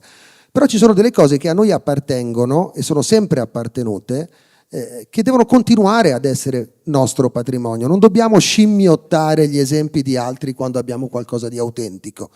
Frasi tipiche e stereotipi che sento: le terme sono vecchie o le terme sono per vecchi. Vi faccio notare che il tema della Silver Age e della Silver Economy è quanto di più attuale ci sia oggi. Il tempo libero, la capacità e il potere di acquisto oggi sono appannaggio in gran parte dei nostri mercati di persone che hanno più di 65 anni. Certo, avere più di 65 anni oggi è molto diverso che avere più di 65 anni negli anni 70. Questa è la parte che riguarda l'innovazione e il cambiamento. Ma il Nord, la bussola, no? Le terme sono vecchie, le terme sono per vecchi. Oggi che cosa vediamo nei nostri stabilimenti termali, nelle nostre strutture ricettive? Che persone di età diverse, giovani e vecchi, convivono nello stesso luogo. Vediamo che persone con esigenze diverse, sani e ammalati, convivono nello stesso luogo. Cioè nelle nostre strutture si fa prevenzione e si fa anche riabilitazione. Persone con capacità motorie o funzionali diverse, abili e disabili, convivono nello stesso luogo. Il nostro essere poliedrici, il saper rispondere ad esigenze così eterogenee e farlo nello stesso luogo, nella stessa struttura, è parte della nostra vocazione millenaria. Dobbiamo continuare ad essere questo. Quindi questa parte non la dobbiamo assolutamente disperdere. E è conservando questa parte che noi recupereremo l'identità. Siamo dei grandi contenitori, siamo poliedrici, ma questo essere poliedrici deve diventare un vantaggio, non un peso. E spesso rischiamo di mettere in conflitto le nostre 1000 vocazioni. Io ho colleghi molto bravi nella declinazione leisure del termalismo che talvolta vedono quella curativa come estranea a loro. Abbiamo colleghi molto bravi nella declinazione curativa classica e tradizionale del termalismo che vedono nel leisure o nel wellness una minaccia, una modernità che tradisce la nostra vocazione. Ci sono altre strutture che hanno integrato medicina, termalismo e medicina specialistica, anche con la diagnostica e con la riabilitazione robotica, anche questi visti come estranei. Noi dobbiamo accogliere tutte le energie, tutte le eccellenze. Stefano oggi ha elencato delle eccellenze, ma siamo in grado di creare una matrice che le accolga tutte. Quando faremo sintesi e le accoglieremo tutte e le sentiremo tutte parte di noi, allora potremo iniziare a narrare quello che volevamo narrare in modo efficace. Grazie Marco anche per la sintesi. Se c'è una persona che in questi anni ha interpretato la visione integrata delle terme, del bacino termale con i Colli Euganei, a cui il bacino termale da sempre appartiene, questa persona è Umberto Carraro, presidente del Consorzio Terme e Colli Marketing. Quindi vorrei solo che rafforzasse questa idea, che è stata anche plasticamente interpretata, diciamo, l'anno scorso con la prima edizione del Regeneration Festival al Cataio. Grazie Stefan, mi associo anch'io ai ringraziamenti nei confronti delle cariche istituzionali e di tutti voi che avete avuto, diciamo, la forza di restare ancora svegli ad ascoltare noi che certe volte ci raccontiamo un po' le stesse cose per tante volte, viste da un punto di vista anche lievemente diverso, ma alla fine credo che i temi sotto siano gli stessi un po' per tutti. Ad esempio anche nell'ultimo intervento di Marco, come si fa a non essere d'accordo con quello che dice lui? Io non vedo nessun contrasto tra quella che è l'accoglienza che va nei confronti della Silver Age e l'accoglienza che deve essere rivolta a un target più giovane. Primo, perché comunque anche l'accoglienza nei confronti dei Silver Age e dei malati non deve essere un'accoglienza molto probabilmente così settoriale o che li identifichi e li stigmatizzi, nel senso che, come dicevi prima, i 65enni sono diversi dai 65enni di tanto tempo fa e non vogliono comunque sentirsi 65enni, quindi il prodotto che loro devono intendere di acquistare o di percorrere deve essere in realtà molto simile al prodotto che acquista probabilmente un quarantenne. Quella che è la strada, la traccia larga è stata probabilmente, insomma, diciamo, condivisa e creata ancora tanti anni fa con i lavori che sono nati ancora nel 2015, credo fosse, 14-15, con l'agenzia Brand Trust, con Christoph Engel, e che avevano anche allora, come oggi, visto riuniti Federalberghi, Confindustria, consorzi. Non è vero che è proprio la prima volta, ogni tanto capita.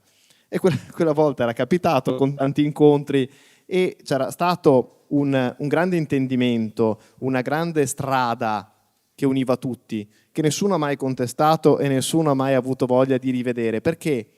Perché accoglie tutti. È probabilmente quella matrice che Marco ricercava prima.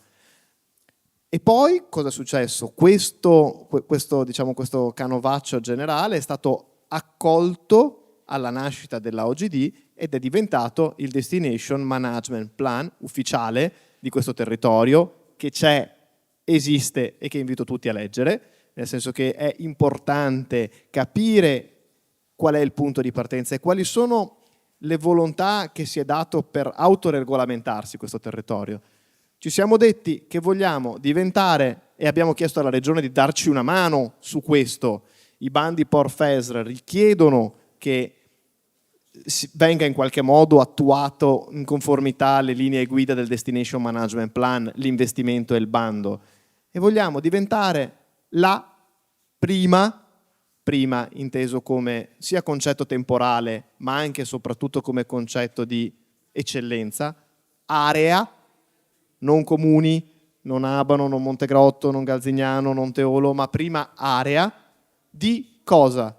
Di salute, come dice Marco, perché qui facciamo salute da 2000 anni. Rigenerativa d'Europa. Il termine rigenerazione è in realtà aperto a qualsiasi tipo di declinazione, come lo era anche il termine preventivo, ma preventivo è purtroppo da medico esistono vari tipi di prevenzione primaria, secondaria, terziaria, quindi è sempre preventivo, ma non tutti riuscivano a capirlo, che anche fare la riabilitazione è preventivo, ma è un po' più complicato da spiegare, quindi è stato sostituito il termine da preventivo a rigenerativo. Chiunque vuole rigenerarsi il quarantenne perché magari è sovrappeso, perché magari la moglie l'ha mollato perché si è innamorata di qualcun altro o perché decide di ottenere un cambiamento nella propria vita, perché vuole essere una persona migliore, e decide quindi di rigenerarsi. Come si può rigenerare? Anche una persona che ha avuto invece un incidente, che ha un problema articolare o che è stato colpito da una malattia o che ha avuto un problema oncologico, che ha fatto un infarto. Quindi è veramente un concetto, secondo me, molto vasto, che riesce ad accogliere, ad abbracciare tanti sentimenti e tante volontà poi delle singole attività imprenditoriali.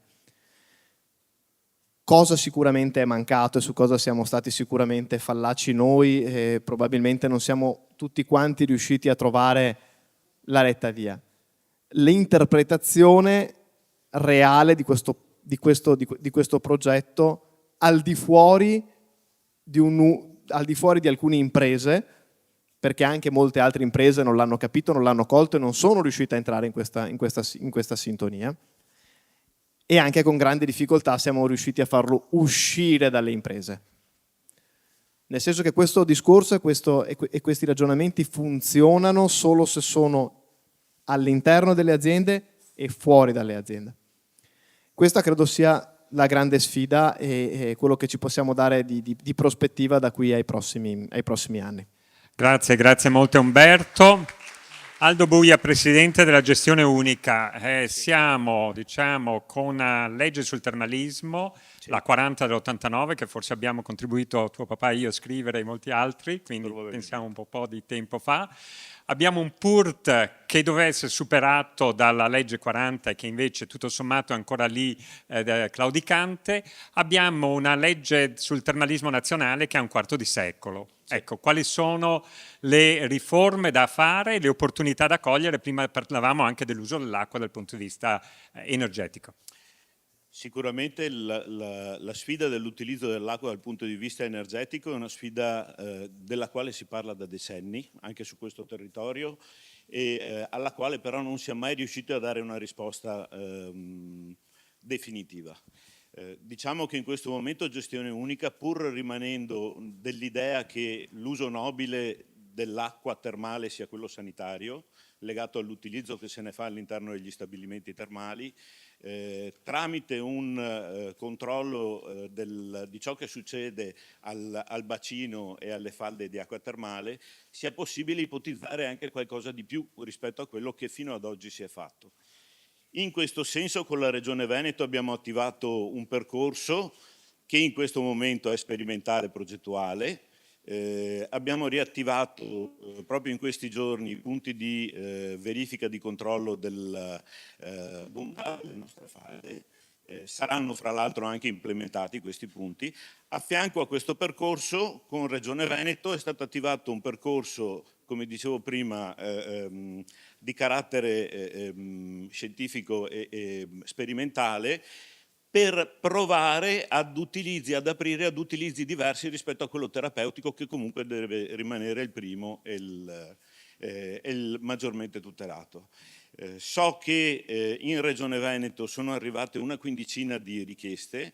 Le richieste sono in questo momento ancora al vaglio della Commissione che dovrà definire quali potranno essere sviluppate e riguardano usi alternativi che vanno dal utilizzo a scopo geotermico, utilizzo diretto o anche indiretto dell'acqua termale, ma si sono presentate anche opportunità diverse in ambito agricolo, per esempio, e di recupero di produzione di energia. Io sono fiducioso che qualcosa in più sul territorio si potrà creare. Certo, credo che valga la pena muoversi con una certa cautela e a questo deve servire principalmente il percorso di verifica che affiancherà questi esperimenti che dureranno molto probabilmente alcuni anni. Crediamo che in un futuro ci sarà sicuramente da mettere le mani su normative che, come ricordavi tu Stefano, ormai mostrano il segno del tempo. Credo anche però che si debba ricordare che sono normative che hanno tutelato delle strutture, una realtà che fino ad oggi in qualche modo è riuscita a sopravvivere. e quindi anche nel ipotizzare nuove vie bisognerà tenere ben presenti i ragionamenti fatti da Marco e da Umberto, che credo rimangano quelli principali attorno al quale costruire un nuovo equilibrio per l'utilizzo dell'acqua termale. Grazie Aldo. Si è parlato molto di governance, si è parlato molto di destinazione. Qui abbiamo Davide Moro, presidente dell'organizzazione di destinazione Terme Colli Euganei. La spinta finale verso questo presidio della destinazione è assolutamente importante, non c'è più tempo, ce lo ricordava anche l'assessore Caner. Allora, buonasera a tutti, io vi ringrazio, sono appunto il presidente dell'OGD che raggruppa 16 comuni, non solo i termali ma anche quelli dei colli, quindi le terme e i colli messi assieme, e l'OGD oltre ai comuni ha anche 20 associazioni, quindi un esempio direi anche virtuoso di pubblico e privato che lavorano assieme con l'obiettivo con il turismo come obiettivo da valorizzare e da trarre quelle risorse che sono così importanti per le nostre società. Un plauso ai due presidenti, perché vedere due associazioni che con le loro diverse specificità si mettono assieme, ecco, a me riempie sempre il cuore, perché si mette un po' da parte quello che si diceva prima, il personalismo, e si punta a un obiettivo comune sempre più alto. I punti di forza del nostro territorio li abbiamo visti, li abbiamo elencati i numeri, abbiamo anche detto che abbiamo una storia millenaria, in questo io aggiungo anche tutta la parte dei colli, quindi di Este and Company, quindi quando parliamo di millenaria stiamo parlando di tanti anni alle nostre spalle, e questa cosa la possiamo valorizzare perché quando si fa vedere che il turista cerca, c'era quella bella torta grande che è la cultura, beh, anche questa è cultura. Anche il parco letterario dei Colli Euganei, una delle nostre chicche, okay, è cultura che sempre più spesso viene ricercata. Il mercato è in evoluzione, sicuramente per quanto riguarda le terme abbiamo la medicina preventiva che sta facendo, come dire, sta facendo passi in avanti, anche grazie a tutta una strumentazione che tutti noi ormai indossiamo, questi orologi e queste diavolerie che ci monitorano, e diventano a volte, ok, fanno anche diagnosi, ma molto spesso servono più per la consapevolezza di come uno vive. Mi verrebbe subito da agganciare una cosa che era una suggestione, perché il convegno parla anche di innovazione tecnologica e questo è venuto fuori grazie al bando che stiamo partecipando per la Smart Tourist Destination, dove lì c'è stato anche un confronto proprio su quali sono le iniziative per portarci avanti nel settore digitale, che oramai è assolutamente essenziale. E ci sono tanti punti, il primo dei quali è quello di cominciare a usare l'intelligenza artificiale all'interno io chiamo ecosistema integrato Terme Colli. Cosa vuol dire questo? Questo vuol dire sicuramente andare a monitorare quelli che sono i flussi, quindi misurare quello che accade, ma soprattutto cominciare a usare queste intelligenze artificiali per fare quello che è la previsione, quindi l'analisi predittiva dello spostamento dei flussi oppure anche dei desiderata dei nostri turisti. Mi immagino anche in un futuro, ok, dopo aver implementato in maniera importante questa analisi, questa intelligenza artificiale che ci permette anche di personalizzare pacchetti turistici, terapie e quant'altro, mi piacerebbe anche immaginare una piattaforma comune Terme Colli che in qualche modo segua il turista post soggiorno. Questo per quanto riguarda la parte termale, prima lo accennava il presidente di Federalberghi, per quanto riguarda la parte termale potrebbe anche essere una sorta di diagnostica, no? Di seguire, fare una diagnosi post soggiorno e quindi seguire la salute del turista, ma sicuramente è una delle tecniche di fidelizzazione che la stiamo sperimentando in tutti gli altri settori, primis la telefonia mobile. Lo sviluppo territoriale deve proseguire in maniera importante, sicuramente nelle nostre corde del DNA abbiamo l'economia circolare. Quando si parla di utilizzare l'acqua termale che qualcuno banalizza dicendo avete scoperto l'acqua calda, sì, abbiamo scoperto l'acqua calda, ma la stiamo integrando e la stiamo mettendo a sistema con un concetto appunto di economia circolare e di anche risparmio delle risorse. La mobilità è un tema, l'abbiamo visto. Mobilità sostenibile, noi abbiamo l'anello dei Colli Ugani, l'anello ciclabile regionale, uno degli anelli regionali, e anche questo è sottovalorizzato e sottoutilizzato, su cui si può puntare attraverso anche delle partnership e delle strategie anche qui di marketing. Oggi è stata una giornata veramente ricca di spunti, ci sarebbero tante cose che mi verrebbero da mettere sul piatto, però in tutto questo mi verrebbe da dire due cose. Primo, dobbiamo un po' cercare di evitare di pensare i colli e le terme, quindi come due realtà separate che sono state messe assieme nel 2016 per, come dire, mutuo soccorso, no? Perché le terme avevano bisogno un po' di rigenerarsi e i colli invece avevano bisogno di avere quel traino che hanno le terme. Ecco, direi che dobbiamo cominciare a vederlo come un sistema simbiotico dove tutti e due traggono vantaggio dell'essere assieme. E su questo poi appunto il presidente del Parco Colli dirà anche quanto è importante il MAB UNESCO. È stata una giornata di metafore e quindi mi piacerebbe anche lasciarvi la mia, perché il nostro sistema, almeno termale, è fatto di alberghi, che per quanto grandi siano, sono sempre realtà economiche piccole rispetto ad altre catene internazionali. E sto leggendo un libro di Giorgio Parisi, il premio Nobel per la fisica, che parla degli stormi degli uccelli. E se voi ne avete mai visto qualcuno, è meraviglioso vedere come il singolo individuo si muova in maniera che sembra assolutamente libera, ma l'immagine complessiva dello stormo è che sembra che ci sia una mano che lo guida. Ecco, tutto il sistema Terme Colli dovrebbe cominciare ad avere un po' questa logica da stormo, in maniera tale da avere un impatto unico nei confronti di chi ci guarda dall'esterno. Grazie al sindaco e presidente dell'OGD Davide Moro anche per questo incoraggiamento e questa metafora. Domani appunto si chiude il bando Smart Tourist Destination e diciamo Terme Colli sarà al traguardo. Concludiamo questo intenso pomeriggio con l'intervento del presidente del Parco regionale dei Colli Ugani. Ma ricordo diciamo che il parco, così come la legge sul termalismo, è frutto di quella stagione riformatrice, lo dico da riformista non pentito, di quegli anni, che va rinverdita, che va diciamo ulteriormente attualizzata. Il parco da allora, che era visto all'inizio come elemento di vincolo, è diventato invece una grande opportunità, ha abbracciato ad esempio la Carta Europea del Turismo Sostenibile. Prima Davide ricordava anche il parco letterario di Francesco Petrarca dei Colli Ugani, che si innesta sullo stesso territorio. Prima c'era in sala Claudia Baldin, che ne è un po' la coordinatrice. Allora, Presidente Frizzarin, diciamo, come teniamo insieme anche col Parco dei Colli questa importante destinazione? Sì, grazie, dottor Marchioro, e buonasera a tutti. Io vi porto i saluti dell'ente Parco regionale dei Colli Ugani, che ho l'onore di rappresentare. Vi ringrazio appunto per l'invito all'evento, e questo evento dedicato al termalismo euganeo.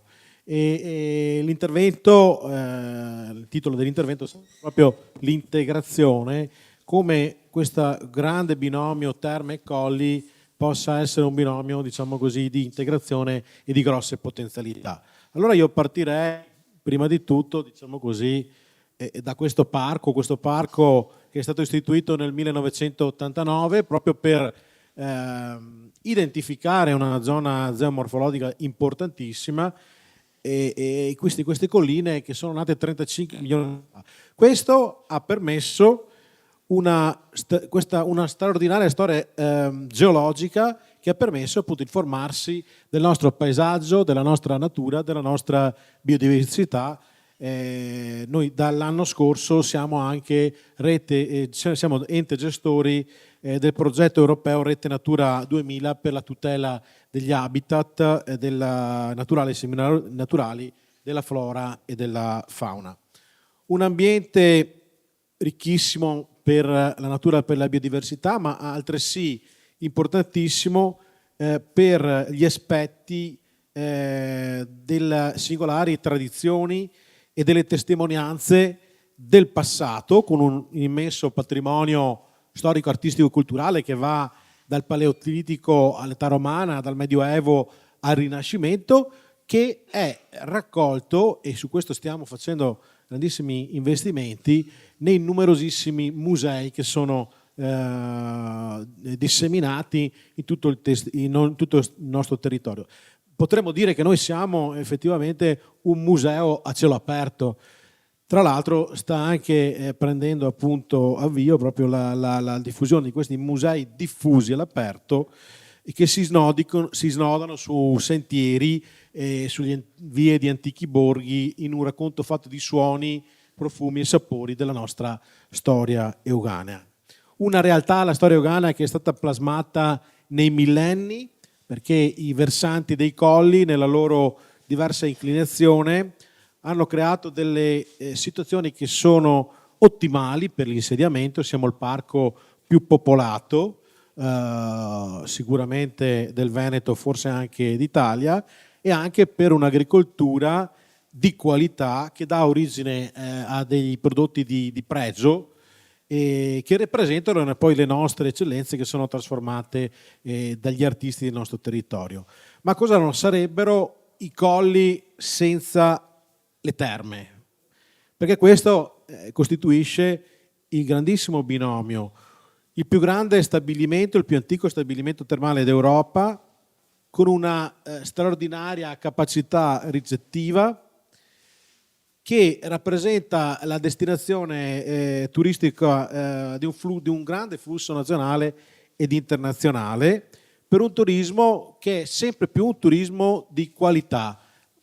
Turismo di qualità che noi abbiamo, diciamo così, sancito e abbiamo voluto profondamente con l'adesione alla Carta Europea del Turismo Sostenibile, di cui siamo parte fino al 2012, e che è un turismo attento sia alle ragioni dello sviluppo sia a quelle della tutela e della conservazione dei nostri habitat. Il territorio nel quale si sono localizzati le terme, i centri termali, è particolarmente interessante proprio perché è inserito nel contesto dei colli euganei. Infatti in questo territorio i turisti possono non solo ammirare i nostri colli, i paesaggi agrari, boschivi, le città murate e fortificate, sto facendo un elenco ma ce ne sarebbero tantissimo, anche le piccole realtà, diciamo così, locali e storiche, come quelle ad esempio di Arqua Petrarca con la Casa del Poeta, Teolo, i panorami e tantissimi eremi, abbazie, ville storiche rinascimentali che sono immersi nel nostro territorio.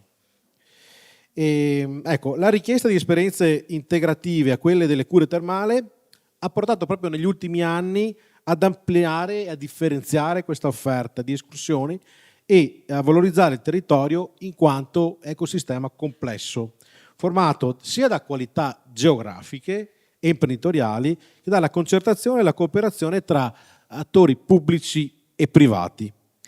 E allora si sono necessariamente delineate strategie di marketing, di prodotto e di comunicazione turistica, e nel contempo si sono creati questi circuiti per la valorizzazione del territorio e di temi specifici che hanno introdotto la logica appunto del turismo, del soggiorno integrato, che concepisce la sostituzione, tra virgolette, insomma, del turista tradizionale con il turista del benessere, interessato non solo alle cure, diciamo così, alle acque termali, alle cure termali con i fanghi, con le acque salso-bromoiodiche, ma anche ai circuiti e ai percorsi e ai pacchetti turistici che il territorio può offrire. Ecco, il progressivo passaggio dal settore termale classico a quello del benessere e il superamento del concetto di villeggiatura delle terme originano una domanda che tende a privilegiare distretti turistici e località capaci di offrire standard di qualità e di comfort alberghiero e di intrattenimento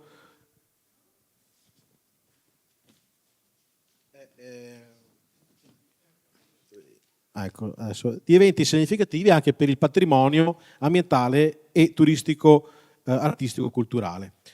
Ecco, il distretto termale, quindi, con la compresenza di natura e di funzionalità dei reparti di prevenzione e di cure, è diventato quindi, ha la possibilità di essere il luogo perfetto per la logica del soggiorno integrato. Ovviamente bisogna investire su strutture, in mobilità, in promozione, ed è per questo insomma che noi abbiamo molte, diciamo così, a cuore questo binomio Terme e Colle Ugani, perché insieme veramente si può fare la differenza. La possono fare i colli con le terme, e una prima, diciamo così, tappa l'abbiamo raggiunta con il percorso lungo, complesso, che ha portato l'anno scorso al riconoscimento mondiale dei Colli Ugani e anche delle terme come patrimonio della biosfera e rete MAB. Oggi quindi possiamo finalmente dire che i colli e le terme sono riserva della biosfera MAB. È naturalmente non è un punto di arrivo, ma un punto di partenza, di sperimentazione, di ricerca, di studio, di confronto, una possibilità anche di crescita e di evoluzione per la conquista di un modello che è il modello, diciamo così, dello sviluppo sostenibile. Sostenibilità che non è soltanto una sostenibilità ambientale, ma anche sociale, economica e culturale, e quindi anche, ma allo stesso tempo, un impegno, un'assunzione di impegno, di responsabilità, di maturità per raggiungere, a fare un altro step verso quello che è lo sviluppo sostenibile e, in altre parole, il perfetto equilibrio tra uomo e natura. Grazie Presidente. Con questa sintesi sul territorio dei Colli Ugani e delle Terme chiudiamo questo intenso pomeriggio. Io ringrazio intanto il Presidente Frizzarin, Aldo Buia, Davide Moro, Umberto Carraro e Marco Maggia. Ringrazio tutti i relatori che hanno preceduto, ringrazio soprattutto voi per essere rimasti qui fino alla fine. Prego, ci accomodiamo.